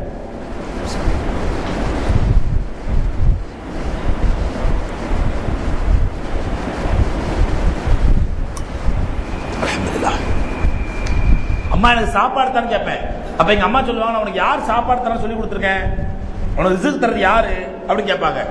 நான் உடனே சொல்ல ரிஸ்க் தரணும் அல்லாஹ் அப்படிங்குவேன். அப்ப அல்லாஹ்ட்ட போய் கேளு, ரிஸ்க் தர அல்லாஹ் தானே, அல்லாஹ்ட்ட சாப்பாடு கேளு, ஏன் என்கிட்ட சாப்பாடு கேட்கற அப்படின்னு எங்க அம்மா கண்டிப்பாங்க. நான் உடனே என்ன பண்ணுவேன், போய் சின்ன பிள்ளை 5-6 வயசு பிள்ளை, விவரம் தெரியாத பிள்ளை, உட்காந்து துவா செய்வாங்க, யா அல்லாஹ் எனக்கு சாப்பாடு கூடலாம், யா அல்லாஹ் எனக்கு சாப்பாடு கூடலாம் அப்படின்னு துவா செஞ்சுட்டு இருப்பாங்களா. துவா செஞ்சு முடிச்ச பிறகு பார்த்தா அம்மா பின்னாடி தட்டில் சாப்பாடு வச்சுட்டு போயிடுவாங்களாம். சாப்பாடு பின்னாடி வச்சுட்டு போயிடுவாங்க, இவங்க எடுத்து சாப்பிட்டுருவாங்க. இப்படியே இவங்களுடைய வழமையா இருந்துச்சு.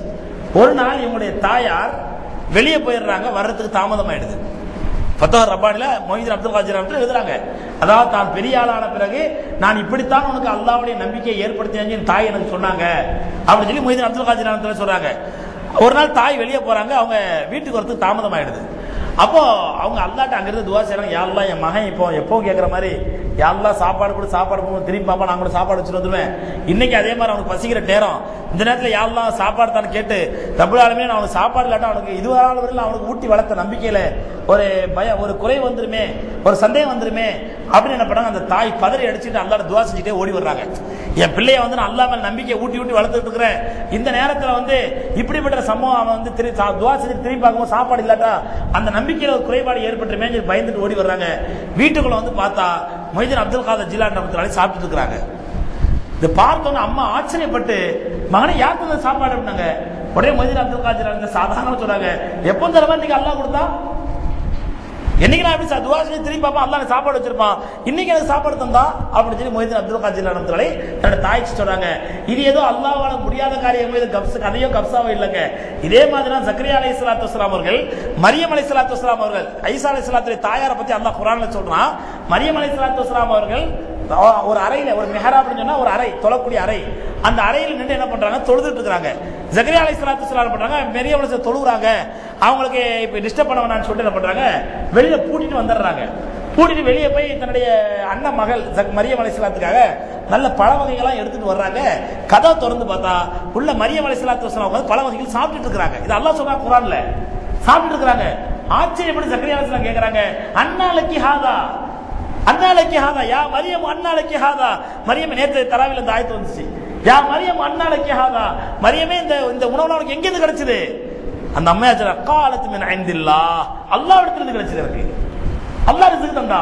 அப்ப பூட்டிய அறைக்குள்ளே ரப்புல் ஆலமீன் மரியம் அலைஹிஸ்ஸலாத்துக்கு ரிஸ்க் கொடுக்கும் பொழுது ஏன் மொய்தீன் அப்துல் காதர் ஜீலானி ரஹ்மத்துல்லாஹி ரிஸ்க் கொடுத்துக்க கூடாது?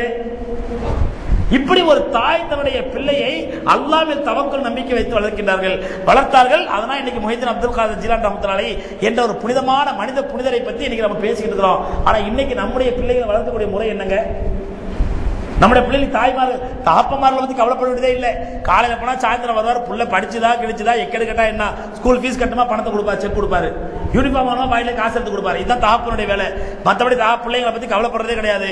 அதுவும் புள்ள கொஞ்சம் வளர்ந்துட்டான்னு வச்சுங்க, தகப்பன் வீட்டுக்குள்ள வந்தா புள்ள வீட்டு வெளியே போயிடுவான் விளையாடுறதுக்கு. தகப்பன் வெளியே போனா அதுக்கப்புறம் தான் புள்ள வீட்டுக்குள்ள வருவான். இதுதான் தகப்பன் பிள்ளைக்குள்ள இன்னைக்குள்ள உறவு. ஆனால் தாயுடைய பொறுப்பு என்னன்னு பாத்தீங்கன்னா சகோதரர்களே, பிள்ளைகளை பராமரிக்க வேண்டியது, பாதுகாக்க வேண்டியது, பிள்ளைகளுக்கு நல்லொழுக்கத்தை கற்றுக் கொடுக்க வேண்டியது, அல்லாஹ்வுடைய இறையச்சத்தை ஏற்படுத்த வேண்டியது தாயுடைய கடமை. ஆனா இன்னைக்கு தாயுடைய கடமை நிலைமை என்னன்னு சொன்னா, பிள்ளைகளை ஸ்கூலுக்கு அனுப்பிட்டா அந்த தாய் அதோட டிவியை போட்டு சீரியல் பாக்குற தாய் தான். பிள்ளை ஸ்கூல்ல இருந்து வந்த பிறகு அது சாப்பாடு என்ன பண்ணுச்சு, ஸ்கூல்ல என்ன படிச்சது, ஏது படிச்சது, எதை பத்தி கேட்கறது கிடையாது. அந்த குழந்தைய பத்தி அக்கறை எடுக்கிறது கிடையாது. குழந்தை பாவம் தானா வரும், தானா ஷூவை கட்டும், தானா செருப்பை கட்டும், தானா யூனிஃபார்மை கட்டும், தானா அது வேற ட்ரெஸ் மாட்டிக்கும், அம்மாட்ட சாப்பாடு அங்க இருக்க போட்டு சாப்பிடு, அது தானா போட்டு சாப்பிட்டுக்கு பாவம். அந்த குழந்தைக்கு வந்து தாயுடைய அந்த விரல்களால ஊட்டி விடுறது கூட அந்த குழந்தைக்கு நசீபு இல்லை. இன்னைக்கு உலகத்துல இந்த தாய் உட்காந்து டிவி சீரியல் பார்த்துட்டு இருப்பா, இல்ல வேலைக்கு போயிடுவா. இவனா என்ன பண்றா, இன்னைக்கு பொருளாதாரத்தில் 2 பேரும் சேர்ந்து சம்பாதிச்சா முடிஞ்சது, தாய்க்கு வேலைக்கு போயிடுவா. இந்த குழந்தைக்கு தாயுடைய அன்பும் கிடைக்கிறது இல்ல, தகப்பனுடைய பராமரிப்பு கனிவும் கிடைக்கிறது இல்ல, தாயுடைய அந்த நேசமும் கிடைக்கிறது இல்ல, எதுவுமே இல்லை. இப்படிப்பட்ட ஒரு குழந்தை தாய் சொல்லித் தரக்கூடிய மார்க்கத்தை எப்படி பின்பற்றும், பின்னால் தன்னுடைய தாய் தந்தைக்கு எப்படி நன்றியுள்ள பிள்ளையா இருக்குது பிள்ளை. யோசிக்க வேண்டாமா இது தாய்மார்கள்? தாய்மார்கள், வேலைக்கு போற தாய்மார்களோ, டிவி பார்த்துட்டு இருக்க தாய்மார்களோ, கொஞ்சம் யோசிங்க. உங்களுடைய பிள்ளைகளுடைய அரவணைப்பு பராமரிப்பு உங்கள் மீது கடமை. நீங்கள் எந்த அளவுக்கு பிள்ளைகளை அரவணைப்போடு பாசத்தோடு பற்றி பிணைத்து நீங்கள் வளர்க்கின்றீர்களோ அந்த அளவுக்கு தான் பிற்காலத்தில் அந்த பிள்ளைகள் ரப்பி ரஹம்ஹுமா ரப்பயானி கமா ரப்பயானி சகீரா, என்னுடைய இரட்சகனே என்னை அவர்கள் பராமரித்து பாதுகாத்து வளர்த்ததை போன்று நீ அவர்கள் மீது பராமரித்து அவர்கள் மீது அருள் புரிவாயாக என்று நமக்கான துவா செய்வாங்க அந்த பிள்ளைங்க. இல்ல எப்படி துவா செய்வாங்க அந்த பிள்ளைங்க? ஆகவே அது சொல்லுவாங்க, அதான் எந்த குழந்தையுமே உலகத்துல பிறக்கும் பொழுது நல்ல குழந்தை தான், அந்த குழந்தை நல்லவனா மாறுது தீவனா மாறுது தாயுடைய வளர்ப்பில் தான். ஆகவே முஹைதீன் அப்துல் காதர் ஜீலானி ரஹ்மத்துல்லாஹி அவர்கள் தாயுடைய வளர்ப்பு என்பது ஒரு பிள்ளையை எப்படி ஒரு தக்வா உள்ள பிள்ளையாக உருவாக்கும் என்பதற்கு முஹைதீன் அப்துல் காதர் ஜீலானி ரஹ்மத்துல்லாஹி வரலாறு நமக்கு ஒரு மிகப்பெரிய படிப்பினை. அல்லாஹ் ரப்பல் ஆலமீன் அவர்களுடைய வரலாற்றினுடைய உண்மையான உபதேசங்களை உண்மையான பயான்களை கேட்டு அதன்படி நடக்கக்கூடிய பாக்கியத்தை அனைவருக்கும் தந்தருள்வானாக. வாஹிரு தாவானா அல்ஹம்துலில்லாஹி ரப்பில் ஆலமீன். அஸ்ஸலாமு அலைக்கும் ரஹ்மத்துல்லாஹி தஆலா வ பரகாத்துஹு.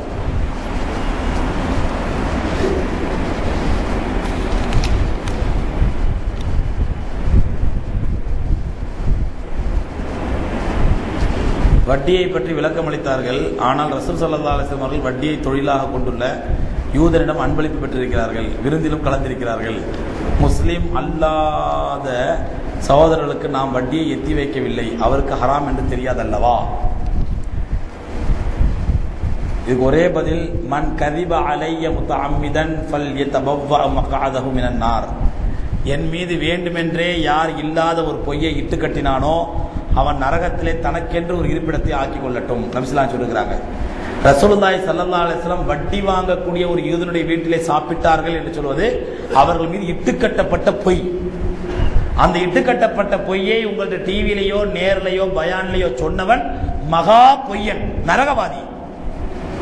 ரசூலுல்லாஹி ஸல்லல்லாஹு அலைஹி வஸல்லம் அவர்கள் யூதனுடைய, அதாவது ஒரு வட்டி வியாபாரம் செய்து கொண்டிருந்த ஒரு யூதனுடைய வீட்டிலே ரசூலுல்லாஹி ஸல்லல்லாஹு அலைஹி வஸல்லம் சாப்பிட்டார்கள் சொல்லி நிரூபிக்கட்டும், என்கிட்ட வந்து அதை ப்ரூவ் பண்ணட்டும், சரியான ஆதாரப்பூர்வமான ஹதீஸை வாங்கிட்டு கொடுங்க, அடுத்த வினாடியை நான் வாபஸ் வாங்குறேன், நானும் உங்களுக்கு முன்னாடி உட்கார்ந்து ஒரு மார்வாடி வீட்டிலேயோ ஒரு வட்டி வாங்குற வீட்டிலோ சாப்பிடுறேன், உங்களுக்கு சாப்பாடு வாங்கி தர்றேன். இதுக்கு மேல என்னங்க சொல்றது? நான் பொது வாழ்க்கையிலிருந்து போறேன்டோ இல்ல நான் பயான் பண்றதை விட்டுறேன்டோ நான் சவால் விட தயாரா இல்லை. இதெல்லாம் இபாதத்து, நான் இதெல்லாம் விட மாட்டேன். அப்படி பெருமானார் ஸல்லல்லாஹு அலைஹி வஸல்லம் வட்டி வாங்கக்கூடிய ஒரு யூதனிடத்தில் சாப்பிட்டார்கள் என்று அவதூறான ஒரு பொய்யை இட்டு கட்டுபவன் மகா பொய்யன். அந்த பொய்யை நீங்கள் நம்பினால் நீங்களும் பொய்யர். அதனால இந்த மாதிரி விஷயம் ரொம்ப கவனமா இருங்க. ரசூலுல்லாஹி ஸல்லல்லாஹு அலைஹி வஸல்லம் ஒரு யூதனுடைய அன்பளிப்பை ஏற்றிருக்கிறார்கள். ஆனால் அந்த யூதன் வட்டி வியாபாரம் பண்ண ஆதாரம் அதை ப்ரூவ் பண்ணுங்க. முதல்ல வட்டி வியாபாரம் பண்ற ஒரு யூதன் தான் ரசூலுல்லாஹ் வாங்குனாங்க அப்படின்னு ப்ரூவ் பண்ணுங்க முதல்ல.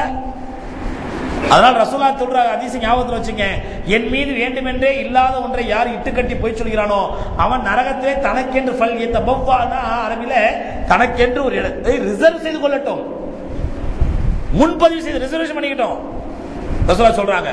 அல்லாஹ் எல்லாரையும் பாதுகாப்பானாக. என்னங்க இது? ஏதோ பேப்பர் கீழே வச்சு பாருங்க, இருங்க. ஏதோ ஒரு ரமதான் ஷீட் அனுப்பியிருக்கிறாரு. இதை பூரா உட்காந்து படிக்கணுமா? தராவி பற்றி இதில் குறிப்பிடப்பட்டுள்ள ஆதாரப்பூர்வமான ஹதீஸானா என்பதை பற்றி தெளிவான விளக்கம் தரவும். 30 நாளைக்கு தராவி தொழுதா 30 சிறப்புன்னு சொல்லி இது பூரா உட்காந்து படிக்கணுமா நான்? ஆனால் இதுக்கு எந்த விதமான ஆதாரங்களும் கிடையாது. ஹதீஸ்கள் எந்த ஆதாரமும் கிடையாது. சும்மா வாயில் வந்தப்பெல்லாம் எழுதி விட்டுறது. குற்றாலத்தில் பெண்கள் குளிக்கலாமா? குளிக்கலாம். நாளைக்கு அல்லாஹ் பிடிச்சி வச்சு உதைப்பான் பாருங்க. அல்லாஹ் மறுமையில போய் நின்றவன குற்றாலத்தை குளிச்சியா? ஆமா இல்ல, அப்ப சொர்க்கவாதி போ. குற்றாலத்தை குளிக்கிறியா? பெரும்பாவி நீ நரகத்துக்கு எல்லாம் துரத்திடுவான் பாருங்க. அதனால அந்த அக்கறையில கேட்கறாங்க. சரி கேட்டாங்க, பதில் சொல்லணும்ல. அங்க அவயங்கள் தெரியும்படி ஆண்கள் ரசிக்கும்படி குற்றாலத்திலே பெண்கள் குளிப்பது ஹராம், கூடாது. ஏன்னா என்னதான் நீங்க புர்காவோட குளிச்சாலும் நைட்டியோட குளிச்சாலும் ஈரம் பட்ட உடனேயே பெண்களுடைய அங்க அவயங்கள் வெளியே தெரிய ஆரம்பிச்சிடும். அதை ரசிப்பதற்கென்றே ஒரு ஷைத்தான் கூட்டம் நிற்குவாங்க எப்போ 24 hours. இதனால உங்களுடைய அங்க அவயங்களை காட்டி குற்றாலத்தில் குளிக்கிறது ஹராம், கூடாது. குற்றாலத்தில் சிற்றருவியில மட்டும் பெண்கள் மட்டும் குளிக்கிற மாதிரி தனியா பாத்ரூம் மாதிரியே கட்டி விட்டுருக்காங்க. ஆனா அருவி ஃபால்ஸ் வந்து விடும். அங்க பெண்கள் மட்டும் குளிக்கிறதுக்கு, அங்க ஆண்கள் பார்வைப்படாம இருக்கிறதுக்கு வாய்ப்பு இருக்குது. அந்த மாதிரி வாய்ப்பு இருக்கும் பட்சத்திலே குளிக்கலாம், தப்பு இல்லை. மற்றபடி ஐந்தருவிலையோ மெயின் ஃபால்ஸ்லயோ பழைய குற்றாலத்திலேயோ அதற்கு எல்லாத்தையும் பக்காவா பேர சொல்றீங்கன்னா எல்லா குற்றாலும் குளிச்சிருக்கிறேன். அதனால சொல்றேன், வருஷம் வருஷம் குற்றாலத்துக்கு போயிட்டு இருக்கிறேன். ஆண்களுக்குலாம் ஒன்றும் கடை கிடையாது, மக்களும் கிடையாது, ஹராம் கிடையாது. பார்வை தாண்டி அது குளிக்கிறதுக்காண்டி மட்டும் போனா ஹராம் கிடையாது. பெண்கள் குளிக்கிறது அந்த ஐந்தருவிலையோ பழைய குற்றாலத்திலேயோ அல்லது மெயின் ஃபால்ஸ்லயோ குளிக்கிறது ஹராம், கூடாது. சிற்றருவிலே தனியா குளிக்கலாமா? குளிக்கலாம், தப்பு இல்லை. மனைவிக்கு உடல்நலம் சரியில்லை போதிலும் விருப்பம் இல்லாத மாதிரி காண்பித்தால் அவரை வீடு கொடுவதற்கு அழைப்பது தவறா? பெண்களிடம் எந்தெந்த சூழ்நிலையில் கணவன்மார்கள் வீடு கூட தவிர்த்திருக்க வேண்டும்? நாங்கள் புதிதாக திருமணமானவர்கள். தனியா வாங்க, சில பதில் சொல்றேன். இங்க திருமணம் ஆகாதவங்க நிறைய பேர் இருக்கிறாங்க. இப்ப நேர போய் வீட்டுல போய் அப்பா அத்தா அம்மாவுக்கு தொந்தரவு கொடுக்க ஆரம்பிச்சிருவாங்க. இந்த கேள்வி கேட்டு தனிமையில வாங்க, நான் ஹதீஸ் சொல்றேன், உங்களுக்கு ஆதாரம் சொல்றேன். ஏன்னா இது வந்து மறைக்க வேண்டிய விஷயமோ அல்லது பேசக்கூடாத விஷயமோ ஹராமான விஷயமோ அல்ல. எந்த அளவுக்கு நான் ஒரு முறை பெருமானா ஸல்லல்லாஹு அலைஹி வஸல்லம் ஒரு அன்சாரி பெண்மணி வந்து கேட்கிறாங்க, யார சொல்லலாம், ஆண்களுக்கு தூக்கத்திலே ஸ்கலிதமாகி விட்டால் குளிப்பு கடமையாவது போன்று பெண்களுக்கும் தூக்கத்திலே ஸ்கலிதமானால் குளிப்பு கடமையான்னு கேட்கிறாங்க. யார்? ஒரு பெண்மணி வந்து ஆயிஷா ரசூலுல்லாஹி ஸல்லல்லாஹு அலைஹி வஸல்லம் கேட்கிறாங்க. இதை பார்த்து ஆயிஷா ரலியல்லாஹு தஆலா ரசூலுல்லாஹ் என்ன கேட்டுட்டு இருக்கிற கண்டிக்கிறாங்க. நபி ஸல்லல்லாஹு அலைஹி வஸல்லம் திரும்பி பார்த்துட்டு என்ன கண்டிக்கிற தப்பில கேட்டது அப்படின்னு ரசூலுல்லாஹ் என்ன பண்றாங்க, ஆமா உனக்கு குளிப்பு கடமைன்னு சொல்றாங்க. இந்த ஹதீஸை அறிவிக்கக்கூடிய ஆயிஷா ரலியல்லாஹு தஆலா சொல்றாங்க, ரஹிமல்லாஹு நிஸாஅல் அன்சாரியின், அன்சாரி பெண்களுக்கு அல்லாஹ் கிருபை செய்வானாக, அவங்க மார்க்க விஷயத்துல வெட்கப்படாம ரசூலுல்லாஹ் கேட்டதுனாலதான் இந்த சட்டங்கள்லாம் நமக்கு தெரிய ஆரம்பிச்சது. புகாரி ரஹ்மத்துல்லாஹி அலைஹி அவர்கள் தங்களுடைய சஹீஹ் புகாரி கிதாபிலே கிதாபுல் இல்ம்னு ஆரம்பிக்கிறாங்க. அதுல எழுதுறாங்க, 2 பேர் ஒருபோதும் இல்மு கிடைக்காது, மார்க்க ஞானம் கிடைக்காது. 2 பேருக்கு ஒருபோதும் மார்க்க ஞானம் கிடைக்காது.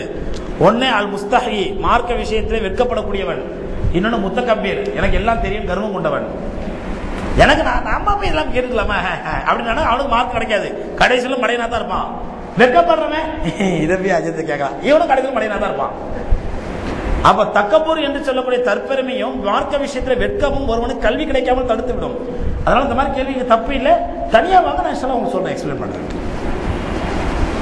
சலாத்துன் நாரியா நபி ஸல்லல்லாஹு அலைஹி வஸல்லம் அவர்களை புகழ் பாடும் தஸ்பீஹ் 4444 தடவை படித்தால் நன்மை என்று கூறினார்கள். இது உண்மையா? சலாத்துன் நாரியாவை நாம் ஓதலாமா? அதற்கு சரியான பொருள் தான் என்ன? சலாத்துன் நாரியா என்பதற்கு சரியான தமிழ் வார்த்தை அக்னி பூஜை. என்ன அர்த்தங்க? சலாத்துன் நாரியா என்ற வார்த்தைக்கு சரியான தமிழ் நமக்கு புரியுற மாதிரி தமிழ்ல சொல்றதா இருந்தா அக்னி வழிபாடு அல்லது அக்னி பூஜை சொல்லலாம். அது என்னங்க அக்னி பூஜை? இல்ல, இந்த சலவாத்துல வந்து நார் அப்படிங்கிற வார்த்தை வருது. அந்த நார்னா நெருப்புன்னு அர்த்தம். அந்த நெருப்பு வந்து பாவத்தெல்லாம் கழிச்சிடும் சலவாத்து ஓதனா. இது யார் கத்துக் கொடுத்த சலவாத்து? கண்மணி நாயகம் ரசூலுல்லாஹி ஸல்லல்லாஹு அலைஹி வஸல்லம் சஹாபாக்கள் கேட்கற, யார சொல்லலாம், நாங்க உங்களுக்கு எப்படி சலாம் சொல்லணும்னு தெரியும், ஆனா எப்படி சலவாத் சொல்லுங்க தெரியாத சொல்லித்தாங்க. நபி ஸல்லல்லாஹு அலைஹி வஸல்லம் அவர்கள் தரூதே இப்ராஹிம் என்று சொல்லக்கூடிய அந்த சலவாத் சொல்லுறாங்க. அல்லாஹும்ம ஸல்லி அலா முஹம்மதின் வ அலா அலி முஹம்மத் கமா ஸல்லைத அலா இப்ராஹிம் வ அலா அலி இப்ராஹிம். அந்த நம்ம தொழுகையில ஓதுற பாருங்க, அந்த சலவாத் சொல்லிருக்காங்க. இதுதான் சலவாத்திலே சிறந்த சலவாத் சொல்லிருக்காங்க. இங்க நம்ம ஆளுங்க இஷ்டத்துக்கு வாயில வந்ததெல்லாம் சலவாத்து. நான் அடிக்கடி சொல்றது, ஒருத்தர் வந்து என்ன கேட்டாரு, ஹஸரத் எங்க வீட்டுல பொம்பளைங்க உட்கார்ந்து சலவாத் ஓதுறாங்க, அந்த சலவாத்தை ஒரு தடவை ஓதுனா 400 தடவை ஓதுனாங்க நன்மை. கேள்விப்பட்டிருக்கீங்களா அந்த சலவாத்தை? அது என்னங்க சலவாத்து கொண்டு வாங்கன்னு பார்த்தா, அந்த சலவாத்து பொம்பளைங்க வேலைக்கிழமை சாயந்தரம் வெள்ளிக்கிழமை ராத்திரியில் உட்காந்து எல்லாம் கூடி உட்காருவாங்களாம். வீட்டு மூலையில் ஒரு ஆணி அடிப்பாங்களாம். அந்த ஆணியில் ஒரு மல்லிகை பூ சுற்றி வச்சுருவாங்களாம். மல்லிகை பூவில் ஃபாத்திமாலை வந்து இறங்குவாங்களாம். அந்த நேரத்தில் செலவாத்து ஓதுனா ஒரு செலவாத்து ஓதுனா 400 செலவாத்து ஓதுனா நன்மையா. என்ன செலவாத்து தெரியுமா? சல்லி 100, செலவாத்து 100, சொல்லி 100, சொல்லாம 100. எத்தனை 100 ஆச்சுங்க? 400. சல்லி 100, செலவாத்து 100, சொல்லி 100, சொல்லாம 100. நான் சொன்னேன் இதுல என்ன கஞ்சத்தனம்? பாடி 100, பாடாம 100, படிச்சு 100, படிக்காம 100, எண்ணி 100, என்ன கூட்டிட்டே போங்க. எத்தனை சொல்ல அத்தனை நன்மை கிடைக்கும். அதான் 400 நிறுத்திட்டீங்க. இப்படிலாம் பெண்களுடைய அறியாமை என்ன ஆகுது அப்படின்னு சொன்னா, கண்ட செலவாத்து செலவாத்து முக்குன்னு போறாங்க. செலவாத்தை லக்கின்னு போடுறான். செலவாத்தே லக்கி என்னன்னா அந்த செலவாத்து லக்கி பிரைஸ் அடிக்குமா, அவங்க லாட்டரி அடிக்குமா? கடை இவன் லாட்டரி அடிக்கிற நிலைமைக்கு ஆளாக வந்தா சரி. அப்படி பிதாத்தான செலவாத்துகள்ல ஒண்ணுதான் இந்த சலாத்து நாரியா. இந்த சலாத்து நாரியாவோட ஸ்பெஷாலிட்டி என்னன்னா, உங்களுக்கு ஒரு தடவை 2 தடவை ஓதுனா நன்மை கிடைக்காது. எத்தனை தடவை ஓதணும்? எத்தனை தடவைங்க? 4444 தடவை ஓதுனா நன்மை கிடைக்கும். அப்பதான் நீங்க என்ன பண்ணுவீங்க? நீங்க ஓது சோம்பேத்தனப்பட்டு லெப்பமார கூப்பிடுவீங்க. அவன் வயிறு குழைப்பான். ஒரு தடவை ஒரு நன்மை நீங்க ஓதிட்டு போயிடுவீங்கல்ல. அது 4444 தடவை ஓதணும்டா. நீங்க என்ன பண்ணுவீங்க? ஐயோ இது நம்ம ஓத முடியாது, கூப்பிடு லெப்பையை கூப்பிடு, அஜித் மார கூப்பிடு, போலி அஜித் மார. அவன் என்ன பண்ணா 10 பேரை கூட்டுறோம். அதுக்கு என்ன சுண்டல் கொண்டக்கடலை அது எண்றதுக்கு கொண்டக்கடலை எண்ணி சலாத்து 4442 எண்ணி அதுக்கு ஒரு சோறு ஒன்று போட்டு விருந்து ஒன்று போட்டு நான் சலாத்து நிறைய ஓதுறோம். கடை திறக்கும் பொழுதும் வீடு திறக்கும் பொழுதும் வீடு கட்டும் பொழுது அந்த சலாத்து நிறைய அக்னி பூஜை செஞ்சா அப்ப இபாதத்து. இதெல்லாம் மக்களை ஈமானை வழிகெடுக்கக்கூடிய ஷைத்தானுடைய சேட்டைகள். இதெல்லாம் ஒருபோதும் நம்பாதீங்க. ஹராமான முறையில் சம்பாதிப்பவர்களிடம் ஜக்காத் வசூல் செய்யலாமா? அவர்கள் தரும் அன்பளிப்பை பெறலாமா? விளக்கம் தரவும். பெருமானார் காலத்தில் ஜக்காத் வசூலிக்கப்பட்ட பொழுது எந்த தடையும் இல்லாமல் எல்லோரும் வசூல் செய்தால் ஹதீஸ் உள்ளது.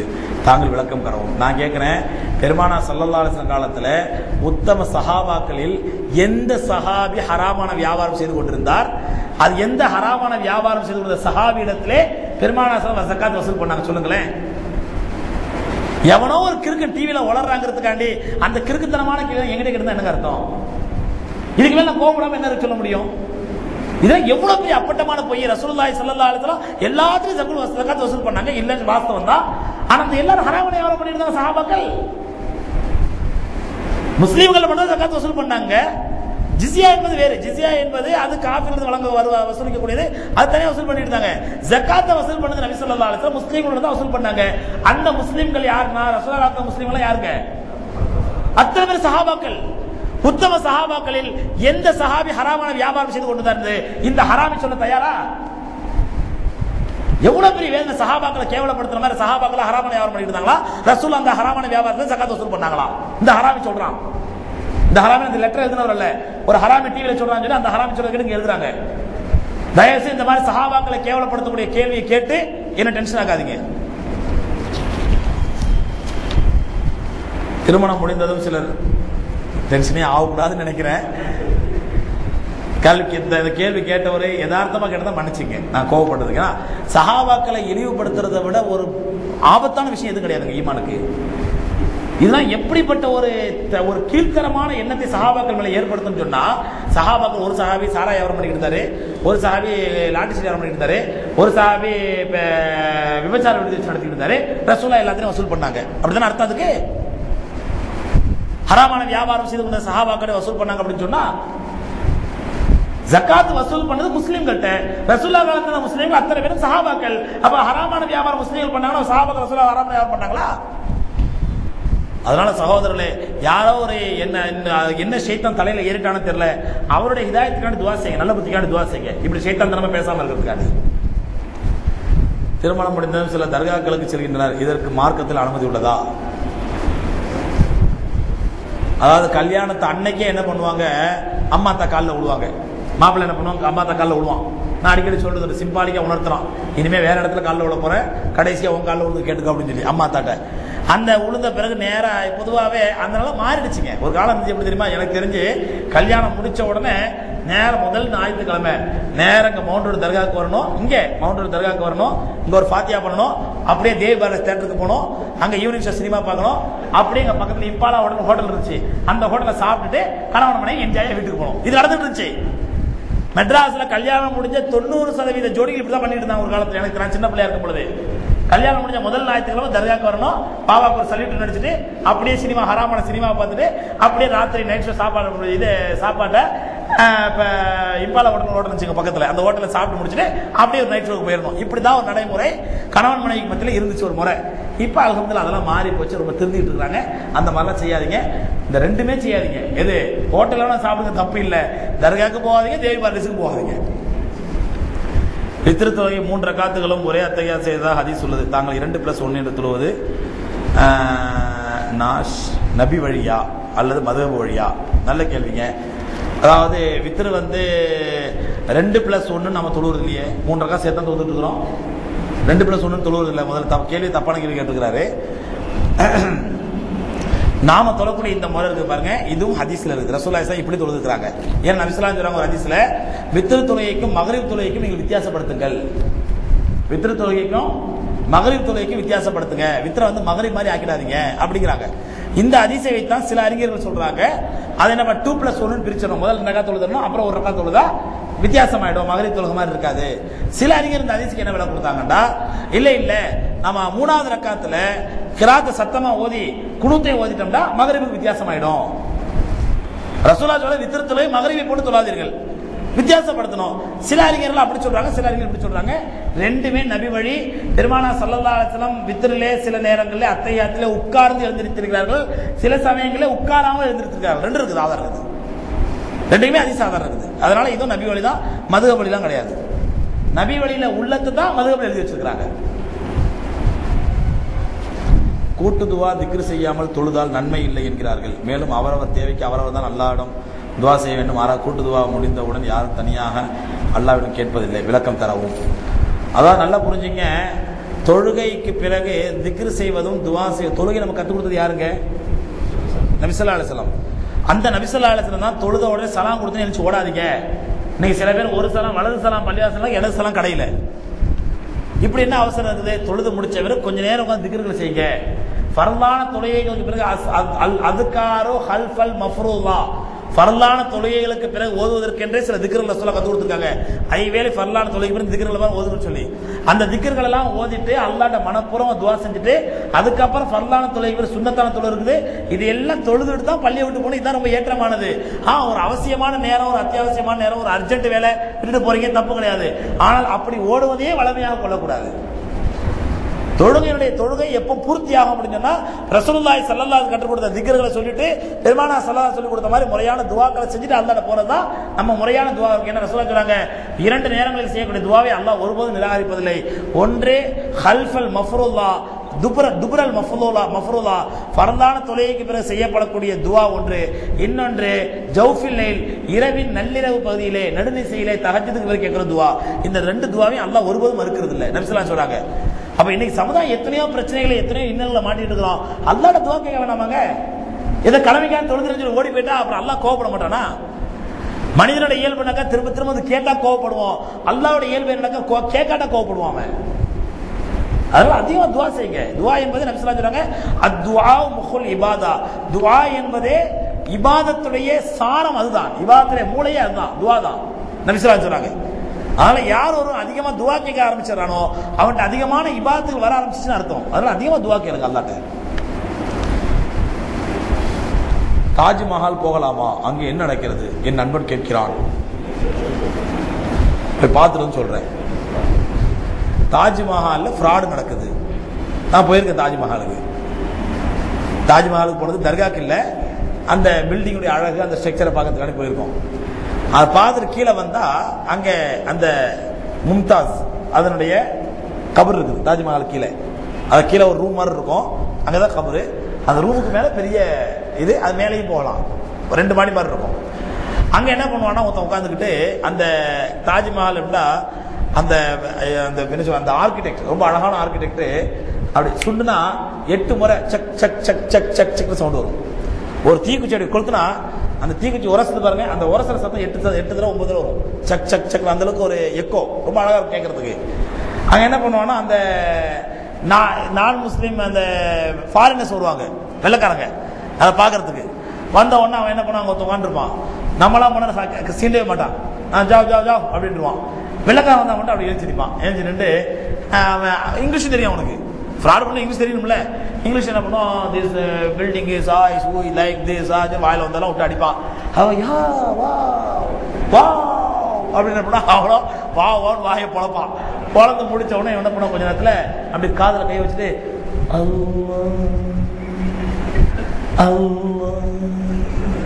அப்படிங்குவான். அல்லா அல்லாங்குவான். அது அப்படியே அந்த எக்கோக்கு வந்து அப்படி உய் உய் உயின்னு ரொம்ப அழகா இருக்கும். அவன் அப்படியே அந்த மயங்கிடுவான். அதுல யார் அந்த வெள்ளக்காரன் மயங்கினோட ஒரு தட்டுல பூ இருக்கும். இதெல்லாம் பார்த்துருக்கேன். ஒரு தட்டுல ரோஜா பூ இருக்கும். அந்த ரோஜா பூ தட்டை அப்படி நீட்டுவான். நீட்டினோடனே என்ன பண்ணணும்னு கேட்பான். எடுத்து அஞ்சலி செலுத்துங்க உங்களுக்கு. உடனே அந்த வெள்ளக்காரன் பண்ணுவான், அந்த ரோஜா பூ எடுத்து அந்த மும்தாஸுக்கு அஞ்சலி செலுத்துவான். செலுத்தினோட அந்த தட்டை அப்படியே உருவான். எந்த தட்டை? அந்த பூத்தட்டை உருவான். கீழ்த்தட்டுல வெறும் 500 நோட்டும் 1000 நோட்டுமா இருக்கும். இப்ப என்ன பண்ணு கேட்பான். எடுத்து போடுக்குவான். எடுத்து ஒரு நோட்டத்துக்கு போட்டு அவன் பாட்டுக்கு போவான். இது தாஜ்மஹால்ல நடக்கக்கூடிய அநியாயம், ஃப்ராடு. இதுதான் தாஜ்மஹால் நடந்துட்டு இருக்குது. மற்றபடி அந்த கட்டடத்துடைய கலை நுட்பத்தை பார்க்கறதுக்காண்டி போலாமா? போலாம், தப்பு இல்லை.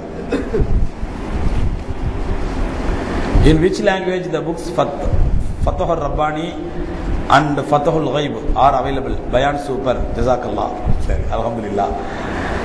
இங்கிலீஷ்ல வந்துருச்சுன்னு நினைக்கிறேன். Fathah al-Ghaibம் Fathah al-Rabbani அரபில இருக்குது, உருதுல இருக்குது. இங்கிலீஷ்ல வந்துருச்சா என்னன்னு தெரியல. சில வேணா விசாரிச்சு சொல்றேன். உருதுல இருக்குது. Fathah al-Ghaibம் உருதுல வந்துருச்சு. அரபி தான் ஒரிஜினல் எழுதுன மொழி. உருதுல டிரான்ஸ்லேட் பண்ணிருக்காங்க. இங்கிலீஷ்ல வந்திருக்குன்னு நினைக்கிறேன் இப்போ சமீபத்தில். அல்லாஹ்வின் அன்பை பெற என்ன செய்ய வேண்டும்? அதிகமா அல்லாஹ்வுடைய இபாதத் செய்யுங்க. அல்லாஹ்வுடைய எண்ணத்தை எப்போ உள்ளத்துல வச்சுங்க. அல்லாஹ் எப்போ உங்களை கண்காணிச்சுட்டே இருக்கிற நம்பிக்கையோடு இருங்க, தவக்கலோட தக்வாவோட இருங்க. இன்ஷா அல்லாஹ் அல்லாஹ்வுடைய அன்பை பெறலாம். பெண்கள் மாதவிடாய் காலத்தில் குர்ஆன் ஓதலாமா? நிஃபாஸுடைய சட்டம் என்ன? குழந்தை பிறந்ததிலிருந்து எத்தனை நாளில் அது முடியும்? நல்ல கேள்வி கேட்டிருக்காங்க. மாதவிடாய் நேரத்தில் குர்ஆன் ஓதலாமா அப்படின்னு சொன்னா இதுல வந்து அறிஞர்களுக்கு மத்தியிலே கருத்து வேறுபாடு இருக்குது. மாதவிடாய் பெண்கள் குர்ஆன் ஓதலாமா ஓதக்கூடாதாங்கிறதுல அல்லாஹ் குர்ஆன்ல சொல்றான், லா யமஸ்ஸுஹு இல்லல் முத்தஹ்ஹரூன், இதனை பரிசுத்தவான்களை தவிர யாரும் இந்த குர்ஆனை தொடக்கூடாது. அல்லாஹ்வுடைய ஆயத்து. அதே மாதிரி நபி ஸல்லல்லாஹு அலைஹி வஸல்லம் அவர்கள் யமன் நாட்டு மன்னருக்கு, யமன் நாட்டு கவர்னருக்கு கடிதம் எழுதும்போது சொல்றாங்க, இந்த குர்ஆனை லா யமஸ்ஸுல் ஹாயிது வல் ஜனூபு, அதாவது குளிப்பு கடமையானவர்களோ மாதவிடாய் பெண்களோ இந்த குர்ஆனை தீண்ட வேண்டாம் என்று நீங்கள் மக்களுக்கு உபதேசம் செய்யுங்கள் அப்படின்னு ரசூலுல்லாஹி ஸல்லல்லாஹு அலைஹி வஸல்லம் யமன் நாட்டு மன்னருக்கு எழுதிய கடிதம் ஜாமிஉ திர்மிதி ஹதீஸிலே பதிவு செய்யப்பட்டுள்ளது. இப்படி சில ஹதீஸ்கள் இருக்குது. அதாவது மாதவிடாய் நேரத்திலே சுத்தமில்லாத நேரத்திலேயோ குர்ஆன் ஓதக்கூடாது, குர்ஆனை தீண்டக்கூடாது அப்படின்னு சொல்லி. அதனால அதை அவாய்ட் பண்றதா நல்லது. சில அறிஞர்கள் சில ஹதீஸ்களை வச்சு அதெல்லாம் இல்லை ஓதலாம் அப்படின்றாங்க. நான் என்ன கேட்கிறேன், மாதவிடாய் என்பது ஒரு பெண்ணுக்கு மாசத்துல 5 நாளோ 6 நாளோ வரக்கூடியது. மற்ற 24 நாள் ஓதுங்களேன், அதை பத்தி யாரும் கேட்க மாட்டேங்கிறீங்க. அந்த நாள்ல தான் ஓதணுமா மாதவிடாய் நேரத்தில் குர்ஆனை? 24 நாள் குர்ஆன் ஓதுங்க, யார் வேணான்றாங்க உங்களை? அந்த 4 நாள் அவாய்ட் பண்ணிங்க, 5 நாள் அவாய்ட் பண்ணிக்கங்க. எப்போ ஒரு பிரச்சனை வந்துச்சோ, கருத்து வேறுபாடு வந்துச்சோ அவாய்ட் பண்றது நல்லது. நிஃபாஸுடைய சட்டம் என்ன? நிஃபாஸ் அப்படின்னு சொன்னா பெண்கள் குழந்தை பிறந்த பிறகு ஏற்படக்கூடிய ரத்தப்போக்கு, இதுக்கு அரபியில் நிஃபாஸ்ன்னு சொல்லுவாங்க. இது பெண்களுக்கு வந்து எத்தனை நாள்? இன்னைக்கு சில பேர் 40 நாள் வச்சிருக்காங்க. உருதுல சில்லாங்குவாங்க. சில்லா, பெண்கள் அந்த சில்லா குழந்தை பிறந்து சில்லா முடிஞ்ச உடனே அந்த வீட்டை பூரா போட்டு கழுவுவாங்க. அந்த பொண்ணு தொட்ட தலவாணி, பாய், படுக்கை எல்லாத்தையும் போட்டு கழுவுவாங்க. ஏன்னா தொட்ட இடம்லாம் தீட்டு போட்டுருச்சான். இதெல்லாம் பைத்தியகாரத்தனம். இதுல எந்த ஆதாரமும் கிடையாது. அதனால நிஃபாஸ்ங்கிறது என்ன அப்படின்னு சொன்னா, அந்த பெண்ணுக்கு அவளுக்கா ஒரு உறுதி ஏற்படும் வரை, எப்படியே நமக்கு ரத்தப்போக்கு நின்றுடுச்சு, ப்ளீடிங் நின்றுடுச்சு அப்படின்னு உறுதி ஆயிட்டா அந்த பெண் குளிச்சுட்டு உடனே தன்னுடைய தொழுகை ஆரம்பிச்சிட வேண்டியதான், தன்னுடைய நோன்பு ஆரம்பிச்சிட வேண்டியதான். 40 நாள் வரை வெயிட் பண்ணணும் அப்படின்னு அவசியம் கிடையாது. ஜம்மு கசருடைய சட்டம் என்ன? எங்கெல்லாம் கசர் தொழுகை கூடும்? அதாவது ஹதீஸ்கள்ல வருது, அதை வச்சு சுமார் 120 கிலோமீட்டருக்கு மேல உள்ள தூரத்திற்கு நீங்கள் பயணம் செய்வதாக இருந்தால், ரசூலுல்லாஹி கிலோமீட்டர்லாம் கிடையாது, அந்த ஃபர்சஹ் இந்த மாதிரி அளவுலாம் வருது ஹதீஸ்கள்ல. அந்த ஃபர்சஹ் அளவுலாம் வச்சு பார்க்கும்போது இன்னைய கணக்கு விட சுமார் 120 கிலோமீட்டர். 120 கிலோமீட்டர் விட அதிகமான தூரத்திற்கு நீங்கள் பயணம் செய்வதாக இருந்தால் உங்களுடைய பயண நேரத்திலே லொஹரையும் அசரையும் சேர்த்து ஒரே நேரத்தை தொழுதலாம். லொஹர் நேரத்திலேயே லொஹரையும் அசரையும் தொழுலாம். இதுக்கு பேர் ஜம்மு. அப்படி தொழும் பொழுது லொஹரை 2 ரக்காத்தையும் அசர் 2 ரக்காத்தை தொழுதா போதுமானது. 2 ரக்காத்து, இதுக்கு பேரு கசரு. அதே மாதிரி மகரிபையும் இஷாவையும் சேர்த்து தொழுவலாம். மகரிபை இஷாவையும் சேர்த்து மகரிப் தொழுகை தொழுதா, மகரிப் வக்திலே தொழுதரலாம் அல்லது இஷா வக்தில தொழுதரலாம். அப்படி தொழும் பொழுது மகரிபை கசர் செய்யக்கூட 3 ரக்காத்தை தொழணும், இஷா வந்து 2 ரக்காத்தை தொழணும். இங்கே அதே மாதிரி லொஹரையும் அசரையும் ஒன்று லொஹர் வக்திலே கசர் ஜம்மு செய்யலாம், அல்ல அசருடைய வக்திலே சேர்த்து தொழுவலாம், லொஹரையும் சேர்த்து. இது குறைந்தபட்சம் 120 கிலோமீட்டரை விட டெஸ்டினேஷன், அதான் நான் போகக்கூடிய இடம் குறைந்தபட்சம் 120 கிலோமீட்டர் அதிகமா இருக்கணும். அப்படி 120 கிலோமீட்டர் அதிகமா பிரயாணம் பண்ணா 120 கிலோமீட்டர் தாண்டதுக்கு அப்புறம் தான் இல்ல, வீட்டை விட்டு புறப்பட்டுட்டாலும் நீங்க கசர் செய்ய ஆரம்பிச்சிடலாம், ஜம்மு கசர் செஞ்சிடலாம், தப்பு இல்லை. நீங்கள் இஸ்லாத்தையும் அதன் உண்மையையும் நீங்கள் முஸ்லீம் மக்களுக்கு பகிரங்கமாக எடுத்துரைக்கிறீர்கள். இதனால் உங்களுக்கு முஸ்லீம் அமைப்புகளிடத்திலும் காஃபிர்களிடத்திலும் பயங்கரமான எதிர்ப்பு இருக்கக்கூடும். ஏன் நீங்கள் உங்கள் பாதுகாப்பிற்காக 2 பேரை நியமிக்க கூடாது? அல்லாஹ் போதுமானவன். எனினும் உங்கள் போன்ற நல்ல இமாம்கள் இன்ஷா அல்லாஹ் நீண்ட ஆயுள் வளமோடு இருக்கு. உங்களை மாதிரி ஆளுடைய துவாவும் அல்லாஹ்வுடைய உதவியும் இருக்கும் போதே இன்ஷா அல்லாஹ் யாரும் ஒன்றும் பண்ண முடியாது. இன்ஷா அல்லாஹ் அல்லாஹ் இருக்கிறாங்க பாதுகாப்புக்கு. அல்லாஹ் ரப்பல் ஆலமீன் வந்து ரிஸ்கை முடிக்கணும்னு முடிவு பண்ணிட்டான். எத்தனை பாதுகாப்புக்கு எத்தனை செக்யூரிட்டி என்ன பண்ண முடியும்? எதாவது பண்ண முடியுங்களா? என்ன சில பேர் கேட்பாங்க, ஹசரத் நீங்கள் சில சமயம் கருணாநிதிலாம் ரொம்ப திட்டுறீங்க, போலீஸ்லாம் ரொம்ப திட்டுறீங்க, எல்லாத்த மாதிரி உங்களையும் அரெஸ்ட் பண்ணி ஜெயிலில் வச்சுட்டா என்ன ஹசரத் பண்ணுறது அப்படின்னு கேட்பாங்க. அப்போ நான் சொல்லுவேன், நேற்று எங்கள் வீட்டில் கறி சாப்பாடு சாப்பிட்டேங்க, இன்றைக்கி எங்கள் வீட்டில் மீன் சாப்பாடு சாப்பிட்டேன், நாளைக்கு ஒரு பருப்போ ஏதோ வீட்டில் என்ன செய்யறாலும் சாப்பிட போகிறேன். இப்படி ஒரு நாளைக்கு ஒரு சாப்பிட்டுட்டு இருக்கிறேன். ஒரு நாளைக்கு ஒரு 5 வருஷத்துக்கோ 2 வருஷத்துக்கோ 3 வருஷத்துக்கோ அல்லாஹ் ரப்பல் ஆலமீன் ஜெயிலுடைய களியை தான் திங்கன் ரிஸ்க் எழுதிட்டாண்டா, அதை மாற்ற சக்தி யாருக்காவது இருந்தால் சொல்லுங்க, நான் பேசுறதை நிறுத்திடுறேன் அப்படிங்கிறது. அதனால அல்லாஹ் நாட்டப்படி நடக்கும். அல்லாஹ் ஜெயில் களி எடுத்தீங்கன்னு முடிவு பண்ணிட்டாங்க. என் விஷயத்துல தகுதியில் எழுதிட்டான். அதை யாரால மாற்ற முடியுமா? நான் கருணாநிதி காலிலேயே விழுந்து ஐயா நான் செஞ்சதெல்லாம் தவறியா மன்னிச்சுதான் காலில் விழுந்தாலும் அதை மாற்ற முடியுமா? முடியாது. அல்லாஹ் மேல தவக்கல் வச்சு அல்லாஹ் நாடுறதா நடக்கும் அப்படிங்கிற உறுதியா இருந்தா எந்த பாதுகாப்பு தேவையில்லை, எந்த செக்யூரிட்டி தேவையில்லை, யாரை பத்தி அச்சப்பட வேண்டிய அவசியமே இல்லை. அல்லாஹ் நமக்கு பாதுகாப்பு இருப்பான் இன்ஷா அல்லாஹ். இதுவரையில் அல்ஹம்துலில்லாஹ் அல்லாஹ் பாதுகாத்துட்டு இருக்கிறான். இனிமேல் பாதுகாப்பான் இன்ஷா அல்லாஹ்.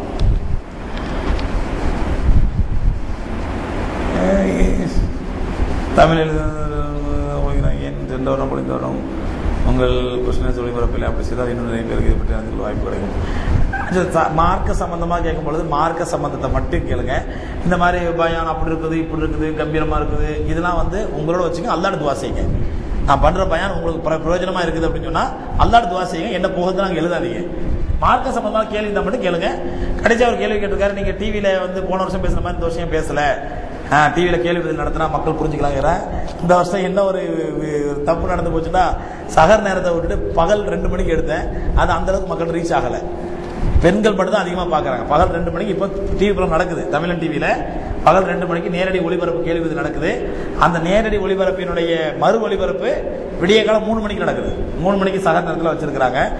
இதுல வந்து பெண்கள் அதிகமா பாக்குறாங்க. பெண்கள் நல்ல ரீச், குறிப்பா நான் முஸ்லிம் நல்லா பாக்குறாங்க. அன்னைக்கு அல்ஹம்துலில்லாஹ் ஒரு நான் முஸ்லிம் ஒருத்தர் அவரா லைன்ல போன்ல வந்து உங்களுடைய பேச்சு எனக்கு ரொம்ப நல்லா புரிஞ்சுதுங்க, இஸ்லாத்தை பத்தி நல்லா சொன்னீங்க, நான் இப்பவே இஸ்லாத்தை ஏத்துக்கலாம்னு ஆசைப்படுறேன் அப்படின்றாரு. அல்லாஹ்வுடைய கிருபையினால அதை நம்முடைய மக்காப்பள்ளியில் இருக்கிற தாவா செய்யக்கூடிய தாயிகள்ட்ட அந்த நம்பரை கொடுத்து உடனே கான்டாக்ட் பண்ணணும்னு சொல்லி கொடுத்துருக்கோம். அவன் நான் முஸ்லீம் பத்தி அல்ஹம்துலில்லாஹ் பிரயோஜனமா இருக்குது.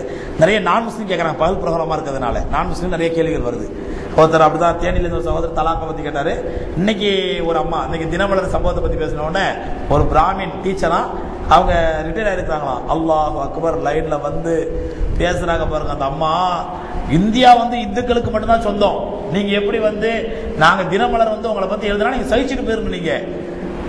அந்த அம்மா ஒரு பிராமண கிழவி ரிட்டையர்டு டீச்சரு, அது பேசுற வேகமும் ஆக்ரோஷமும் பாத்தீங்கன்னா நமக்கு வேதனையா இருக்குது. அப்ப இந்த RSS உடைய சித்தாந்தம் எந்த அளவுக்கு ஒவ்வொருத்தருடைய மூலையிலும் வெளியே இருக்குது பாருங்க.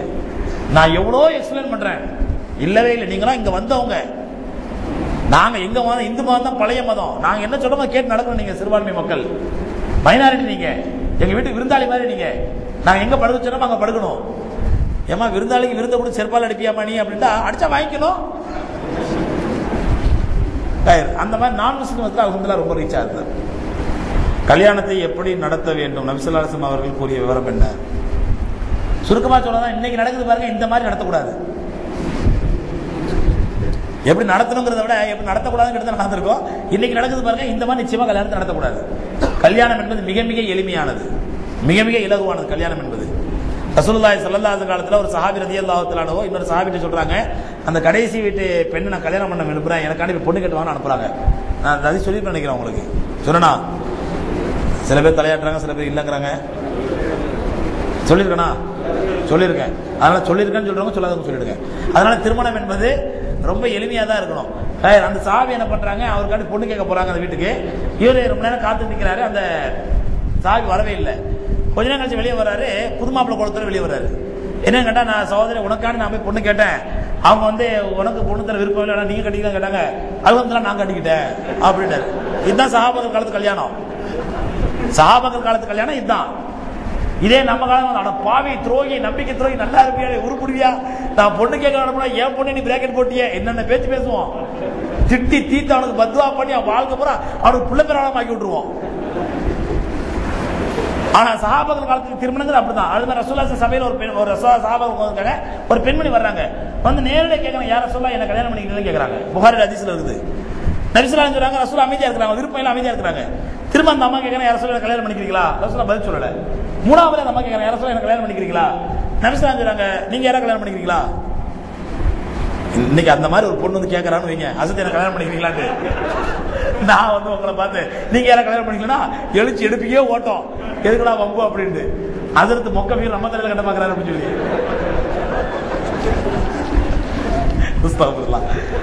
அப்ப நபி ஸல்லல்லாஹு அலைஹி வஸல்லம் அந்த அம்மையார் கேட்கறாங்க, புகாரி ஹதீஸ்ல இருக்குது, ஆதாரப்பூர்வமான ஹதீஸ். அப்ப நபி ஸல்லல்லாஹு அலைஹி வஸல்லம் கேட்கறாங்க, நீங்கள் யாரா கல்யாணம் பண்ணிக்கிறீங்களான்னு சொல்லி. ஒரு சஹாபி சொல்றாங்க, யார சொல்லலாம் கல்யாணம் பண்ணிக்கிறேன் அப்படிங்கிறாங்க. உடனே நபி ஸல்லல்லாஹு அலைஹி வஸல்லம் என்ன மஹர் இருக்குது உன்ட்ட அப்படின்ன உடனே, யார சொல்ல அந்த உடுத்த ட்ரெஸ் தவிர எதுவும் எனக்கு கிடையாது, மஹர் கிடையாது, இதை காட்டி நான் மஹரா கொடுத்து நான் நிர்வாணமா இருக்கணும் என்ற ஒண்ணும் இல்லைங்கிறாங்க. அப்ப நபி ஸல்லல்லாஹு அலைஹி வஸல்லம் போ, இது வஜிப் வலௌபி ஹாத்தமி ஹதீதில், போ தேடி ஏதாவது சம்பாதிச்சிட்டு வா, ஒரு இரும்பு மோதிரம் கிடைச்சாலும் அதை எடுத்துட்டு வா, மஹரா கொடுக்குறது இரும்பு மோதிரம். அந்த சாவி போய் திரும்பி வந்து யாரும் சொல்ல ஒண்ணுமே இல்லை, யாரும் சொல்ல ஒண்ணுமே கிடைக்கல. நபி ஸல்லல்லாஹு அலைஹி வஸல்லம் அப்படியே ஒண்ணுமே இல்லையா, சரி கல்யாணம் பண்ணிக்கணும்னு சொல்லல. என்ன கேட்டாங்க, உங்களுக்கு ஏதாவது சூறாக்கள் தெரியுமா? யாரும் சொல்ல அது நிறைய தெரியும், எனக்கு இந்த சூறா இந்த சூறா இந்த சூறா தெரியும். உடனே அந்த பெண்ணை கேட்கறாங்க, ஏமா இந்த சூறாவில் மனப்பாடம் பண்ணி தர்றாரு, உங்களுக்கு சொல்லி தருவாரு, இதே மகாராஜ் கல்யாணம் பண்ணிக்கிறீங்களா? சரி ஓகே யார சொல்லலாம், ரசூலுல்லாஹ் கல்யாணம் முடிச்சுட்டா முடிஞ்சு போச்சு. இதுதான் இஸ்லாமிய திருமணம் என்பது. ஆனால் சொன்னேன், இன்னைக்கு எப்படி நடக்குதோ இப்படி இஸ்லாமிய திருமணம் அல்ல. ரசூலுல்லாஹ் மேராஜுக்கு செல்லும் பொழுது அன்னை ஃபாத்திமா ரலியல்லாஹு தஆலா அன்ஹாவுக்கு திருமணம் நடந்த பொழுது, இன்னைக்கு என்னடா பெருசா இங்கேருந்து இங்க வரலாம், மார்க்கம் பேசுவாங்க, குரான் பேசுவாங்க, அவங்க வீட்டுக்கு கல்யாணம் வந்துட்டா அல்லாஹ் ரசூலு குரான் அப்படி கொஞ்சம் வாரமா உட்கார, கொஞ்ச நாளைக்கு எங்க வீட்டுல கல்யாணம் நடக்கும் போது கொஞ்ச நாளைக்கு இந்த போது தலையை வச்சு படுத்தக்கூடாதுன்னா, நான் பேசுறேன் இங்கேருந்து வரலாம், குரான் பேசுவேன், ஹதீஸ் பேசுவேன், லைஃப் பேசுவேன், சஹீஹ் பேசுவேன், எல்லாம் பேசுவேன். இப்ப எங்க வீட்டு கல்யாணம் வந்துருச்சு, அதனால கொஞ்சம் நாளைக்கு ஓரமா உட்காருங்க, கல்யாணம் முடிஞ்சதுக்கு அப்புறம் வீட்டுக்கு வந்துருங்க அப்படின்னு அல்லாஹ் ரசூல்லாம் கூட்டு ஓரமா உட்கார வைக்க வேண்டிய அவல நிலை தான் இன்னைக்கு இருக்குது. எம்பெருமானா ஸல்லல்லாஹு அலைஹி ஃபாத்திமா ரலியல்லாஹு தஆலா கல்யாணம் முடிச்ச பொழுது அலி ரலியல்லாஹு தஆலா சார்பா 14 பேர் போனாங்க. 14 பேர், 7 முஹாஜிர்கள் 7 அன்சாரிகள், 7 முஹாஜிர்கள் 7 அன்சாரிகள் போனாங்க. ஃபாத்திமா ரலியல்லாஹு தஆலா வீட்டு ரசூலுல்லாஹ் வீட்டுக்கு போனாங்க, கல்யாணம் முடிச்சு பொண்ணை கூட்டு வந்துட்டாங்க. இதே மாதிரி எனக்கு இது மாதிரி கல்யாணம் நடத்த முடியுமா ஹஸரத், இதெல்லாம் நீங்க நடக்கிற சாத்தியமா அப்படின்னு நினைக்கலாம். சோதரே, என்னுடைய உஸ்தாத் ஒருத்தவங்க, அவங்களுக்கு வந்து 9 பொம்பளை பிள்ளை, சம்பளம் சொல்லி நேரம் தானே தெரியல சொல்லி முடிச்சேன், 9 பொம்பளை பிள்ளை, கடைசியா 10வது ஆம்பளை பிள்ளை. 9 பிள்ளை வரிசையா நிக்க வச்சா படிக்கிட்ட மாதிரி வரிசையா நிக்கணும். அந்த மாதிரி வருஷம் பிள்ளை பிறந்த பொம்பளை பிள்ளை, அது 2 பிள்ளையோ 3 பிள்ளையோ பருவம் அடைஞ்சிருக்குது. மூத்த பிள்ளைக்கு மாப்பிள்ளை வர்றாரு பொண்ணு கேட்டு. மாப்பிள்ளை வந்த உடனே அந்த மாப்பிள்ளை நல்லா மார்க்கப்பட்டுள்ள பையன், அவன்கிட்ட அசத் என்ன பண்றாரு, கண்டிஷன் போடுறாரு. யாரு? பொண்ணு பெத்தவரு கண்டிஷன் போடுறாரு. என்ன கண்டிஷன்? நீ நல்ல மார்க்கப்பட்டுள்ள பையன், நீ பொண்ணு கேட்க வர்ற, முதல்ல உங்க அத்தா அம்மா வர சொல்லு. ஆனால் அத்தா அம்மா வர்றாங்க, பையன் வர்றாரு. வந்து அசத் கண்டிஷன் போடுறாரு. முதல் கண்டிஷன், வரதட்சணை நகை சீராட்டுங்கிற பேர்ல ஒரு பைசா தர மாட்டேன். 2வது கண்டிஷன், ரசூலுல்லாஹி ஸல்லல்லாஹு அலைஹி வஸல்லத்துக்கும் ஃபாத்திமா ரலியல்லாஹு தஆலா அன்ஹாவுக்கும் அலி ரலியல்லாஹு கல்யாணம் முடிச்ச பொழுது அலி ரலியல்லாஹு தஆலா 14 பேர் தான் வந்து வரலாறு ஹதீஸ்ல ஆதாரம் இருக்குது. அந்த மாதிரி உங்க வீட்டுல இருந்து 14 பேர் தான் வீட்டுக்கு வரணும் கல்யாணத்துக்கு. 14 பேர் வந்து கல்யாணம் முடிச்சு கொடுத்து அனுப்பிடுவோம். கல்யாணம் பள்ளியில் நடக்கணும். இந்த 3 நிபந்தனை. 3 நிபந்தனை 2 நிபந்தனை ஒத்துக்கிட்டாங்க. எந்த நிபந்தனை? வரதட்சணை சீராட்டு ஒண்ணு வேணாங்கிற நிபந்தனை, பள்ளியில் நடக்கிற நிபந்தனை 2 நிபந்தனை ஒத்துக்கிட்டாங்க. இந்த 3வது நிபந்தனை கூட ஒதுக்குது. ஏன்னா என் குடும்பம் பெரிய குடும்பம், எல்லாத்தையும் கூப்பிடணும், நீங்க 14 பேர் மட்டும் வரணும், நாங்க எப்படி 14 பேர் மட்டும் கூப்பிட்டு வர்றது, அது முடியாதுங்க, அதுல மட்டும் கொஞ்சம் கன்சிடர் பண்ணுங்க. அதுல சொல்லிட்டாங்க, அதுதான் சுன்னத்தான திருமணம், அதுல வராதான் வாங்க எல்லாம் போயிட்டு வாங்க அனுப்பி விட்டாரு. 9 பொம்பளை பிள்ளை வரிசையா நிக்குது. உலகம் இவரை பார்த்து என்னங்க சொல்லும்? என்ன சொல்லும்? பைத்தியக்கார அறிவுகிட்ட கிறுக்கு போய மனுஷன், என்ன பத்தியா லூசு மனுஷன், அறிவு இருக்குதா பத்தியா?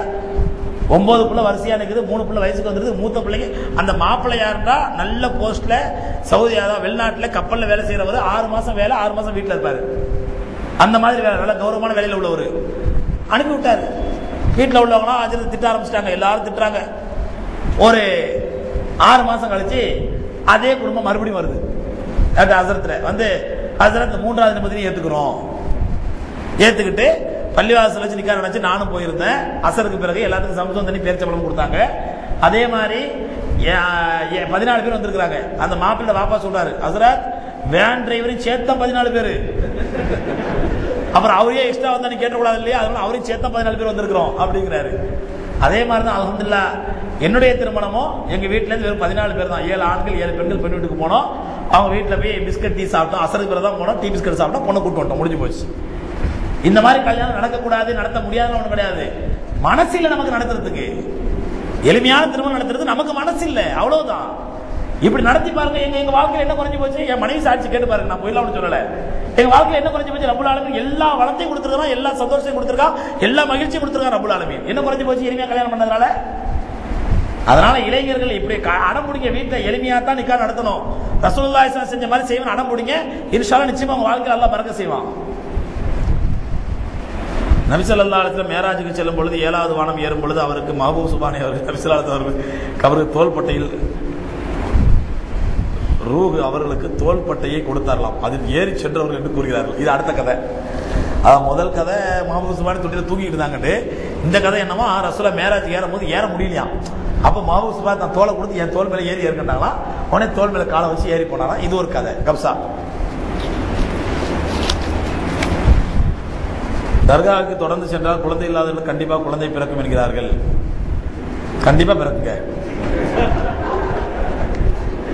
மேலும் தர்காவில் உள்ள மரத்திற்கு தண்ணீர் ஊற்றினால் தொட்டில் கட்டினால் குழந்தை பிறக்கும் என்று கூறுகிறார்கள். உண்மையா? முதல் சொன்னதுனா உண்மை. தொடர்ந்து தர்காவுக்கு போயிட்டு ஆனா ஒரு நிபந்தனை, கொஞ்சம் தங்கிட்டு வரணும். வந்தீங்கன்னா கண்டிப்பா குழந்தை பிறக்கும். அர்த்தம் புரிஞ்சுங்க. பிரயாணத்திலோ கடையிலோ குர்ஆன் ஓதும் பொழுது சஜ்தா ஆயத்து வந்தால் சஜ்தா செய்யும் சூழ்நிலை இருக்க விடைக்கவில்லை என்றால் பிறகு செய்யலாமா? செஞ்சுக்கலாம், தப்பில்லை.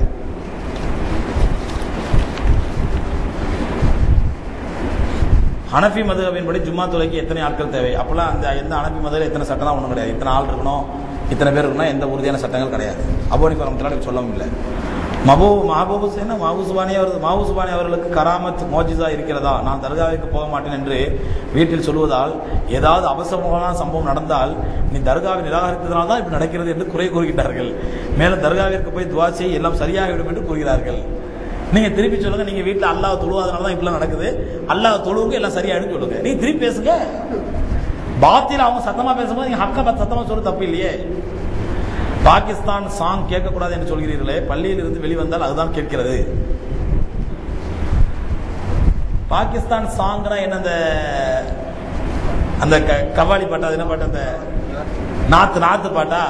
அது நாத்து பாட்டுல சில பாட்டுகள் இருக்குது அல்லாஹ்வுடைய குதிரத்தை சொல்ற மாதிரி, சில பாட்டுல எக்கச்சக்கமான ஷிர்க் இருக்குது. ரசூலுல்லாஹ் புகழ்ற மாதிரி யா ரசூல் அல்லாஹ், அந்த ராகத்தெல்லாம் பாத்தீங்கன்னா அப்படியே ரசூலாட்டியே உங்களை கொண்டு போய் விடுற மாதிரி இருக்கும். இந்த மாதிரி ஷிர்க்கித்தான பாட்டு இருக்குது. அந்த மாதிரி பாட்டுகள் அவாய்ட் பண்ணுங்க. அவங்க வியாபாரம் பண்றாங்க. நான் அதுக்கு சப்போர்ட் பண்ணல. அந்த வியாபாரம் தப்பான வியாபாரம், வேற விஷயம். அது வியாபாரம் நீங்க வாங்காதீங்க. நீங்க வாங்குறதுனால அந்த பாட்டை போடுறாங்க, அதை வாங்கி வச்சு விற்கிறாங்க. நீ யாரும் வாங்காதீங்க அந்த பாட்டை. இஸ்லாமிய பெண்கள் பரதநாட்டியம் ஆடுவதற்கு இஸ்லாத்தில் அனுமதிக்கின்றதா?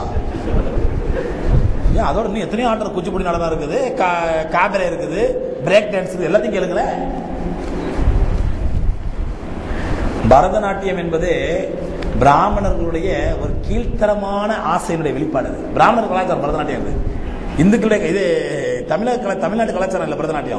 பரதநாட்டியம் என்பது ஆரியருடைய கலாச்சாரம். அந்த ஆரியர்கள் பெண்களை ஆட விட்டு ரசிக்கிறதுக்காக வேண்டிய உருவாக்கிய ஒரு கலை தான் பரதநாட்டியங்கிறது. அதுக்கு என்ன பண்ணாங்க, அந்த பெண்கள் கொஞ்சம் மானமுள்ள பெண்கள் அப்படி ஆட மாட்டாங்கன்னு சொல்லி அந்த பரதநாட்டியத்துக்கு ஒரு ஸ்பிரிச்சுவல் மெருகு ஏற்றிட்டாங்க. அதாவது ஆன்மீக மெருகு. என்னன்னா கண்ணனுடைய ராதையை போன்று அந்த உடனே அப்படியே ராதை புல்லாங்குழல் ஊதுற மாதிரி, கண்ணை வந்து என்னன்னு கேட்கிற மாதிரி, அந்த கண்ணாலையும் காதாலையும் கையாலையும் ஆடுறது பாருங்க. இது பெண்களுடைய அங்க அவயங்களை ரசிப்பதற்காக ஆண் இனத்தால், குறிப்பாக பிராமண ஆண் இனத்தால் உருவாக்கப்பட்ட ஒரு அசிங்கமான கலை. இந்த கலைக்கு பெண்கள் முஸ்லீம் பெண்கள் கலந்துக்கிறதோ கத்துக்கிறதோ பெரிய பாவம், பெரிய ஹராம். ஜின்னுகளை பார்க்க முடியுமா? அவர் எந்த உடலமைப்பை கொண்டவர்கள்? ஜின்னுகளுக்கு அல்லாஹ் ரப்பல் ஆலமீன் எந்த ரூபத்தில் வேணாலும் வரக்கூடிய சக்தியை கொடுத்துருக்கலாம். எந்த ரூபத்தில் வேணாலும் வரலாம், யார் ரூபத்தில் வேணாலும் வரலாம். இங்க இவ்வளவு பேர்ல உங்களோட 4 பேர் ஜின்னா இருக்கலாம், தப்பு சொல்ல முடியாது. இஸ்லாமிய மார்க்கம் எப்போது தோன்றியது? அல்லாஹ் முதலில் மக்களுக்கு நம் மார்க்கத்தை எப்படி யார் மூலம் அறினான்? இஸ்லாத்திற்கு முன் மக்கள் எந்த மார்க்கத்தை பின்பற்றினார்கள்? நான் வேறு மார்க்கத்திலிருந்து இஸ்லாத்துக்கு வந்துள்ளேன். என் அறியாமையினால் நான் கேள்வி கேட்கிறேன். நல்ல கேள்வி சகோதரர். இஸ்லாத்துக்கு வந்த கேள்வி சகோதரர் கேட்கிறாரு. இஸ்லாமிய மார்க்கம் என்பது ஆதம் அலைஹிஸ்ஸலாத்தை அல்லாஹ் படைச்ச உடனே இஸ்லாமிய மார்க்கம் உருவாயிடுச்சு. பிற்காலத்தில் ஒவ்வொரு நபியா அல்லாஹ் உருவாக்கிட்டு இருந்தா கடைசி நபி தான் எம்பெருமான ஸல்லல்லாஹு அலைஹி வஸல்லம். நல்லா புரிஞ்சுக்கணும். இஸ்லாம் என்பது ரசூலுல்லாஹி ஸல்லல்லாஹு அலைஹி வஸல்லம் கொண்டு வந்த மார்க்கம் அல்ல. அதனால புரிஞ்சுக்கணும். இஸ்லாமிய மார்க்கத்தினுடைய கடைசி தூதர் ரசூலுல்லாஹி ஸல்லல்லாஹு அலைஹி வஸல்லம் தவிர ரசூலுல்லாஹ் தான் இந்த மார்க்கத்தை கொண்டு வந்தாங்க அப்படின்னு சொல்ல முடியாது. அதனால தான் இன்னைக்கு என்ன சொல்றாங்க, இந்துக்கள் தான் ரொம்ப பழமையான மதம், கிறிஸ்தவமும் இஸ்லாம் ரெண்டாவது வந்தது. கிறிஸ்தவம் வேண்டா இந்து மதத்துக்கு அப்புறம் வந்ததா இருக்கலாம். ஏன்னா ஈசா அலைஹிஸ்ஸலாம் கொண்டு வந்த மார்க்கம் தான் கிறிஸ்தவம். இஸ்லாம் என்பது ரசூலுல்லாஹ் கொண்டு வந்தது அல்ல, அது ஆதம் அலைஹிஸ்ஸலாத்து வஸலாம் கொண்டு வந்தது. அது என்னைக்கு உலகம் தோன்றியதோ அன்னைக்கு இஸ்லாம் தோன்றிடுச்சு. அதனால இஸ்லாம் என்பது உலகம் தோன்றும் போதே உருவாயிடுச்சு.